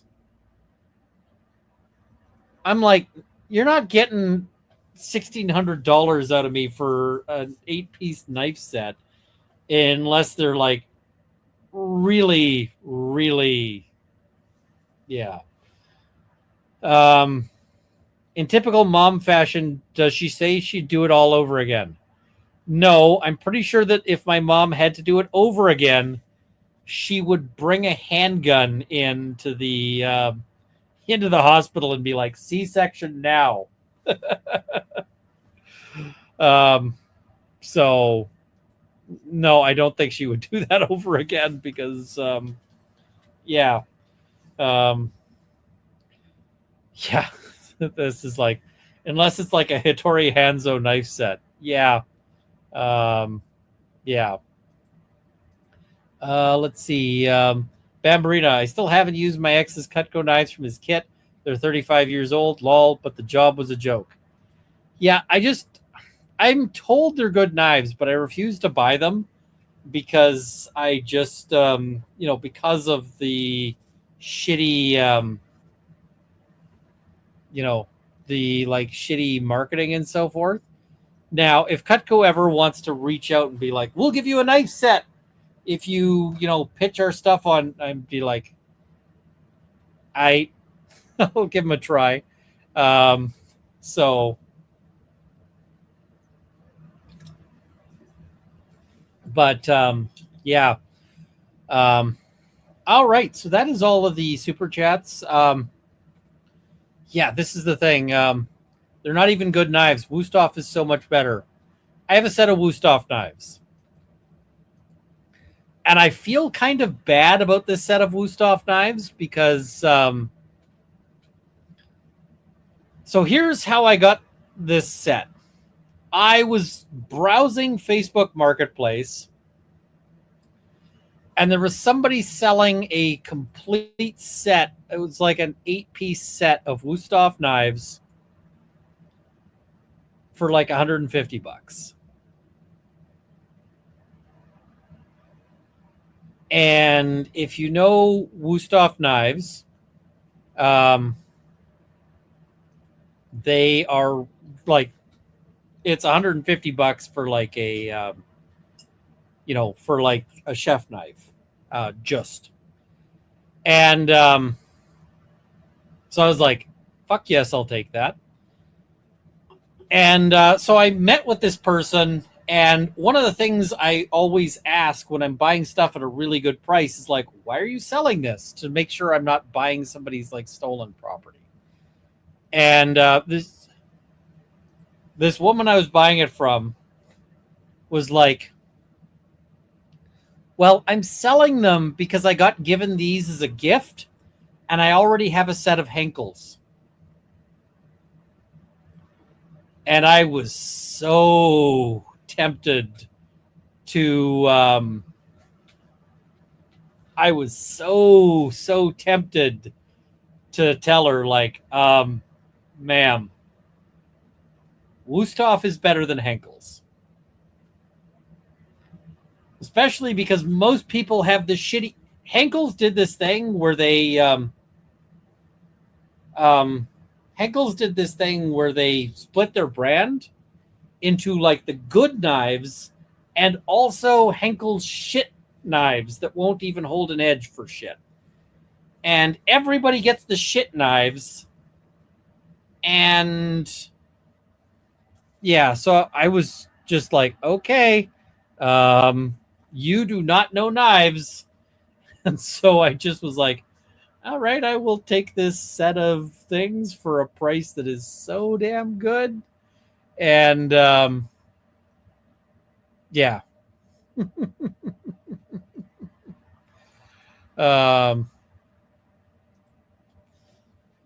Yep.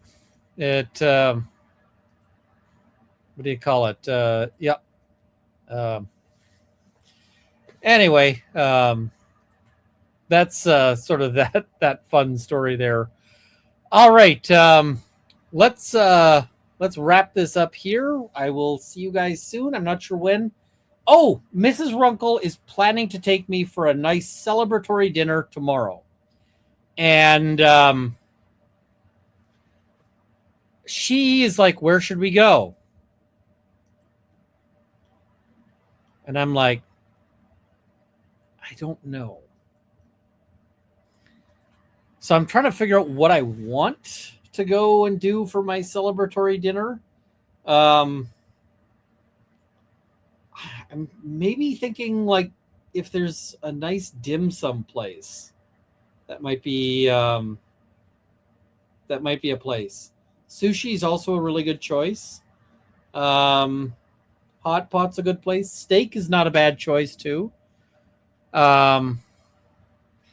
Somebody says, wait until you see what you feel like eating when it's time to go. Mrs. Runkle wants to take me out to the kind of place that needs a reservation. And so I need to figure it out. I'm going to see. Somebody says, why not Italian? Good Italian I could do too. Good Italian I could do too. The other thing, although the thing about Italian is that I tend to make good Italian myself. Also, these are my new favorite thing. These are olives with lemon stuffed in them. And oh my God, they're good. So yeah, I will probably not be here tomorrow. I might be able to stream Friday. We'll see. But this case is maddening. And thank you for joining me for my frustration on all of this. And yeah, see you next time. Cheers.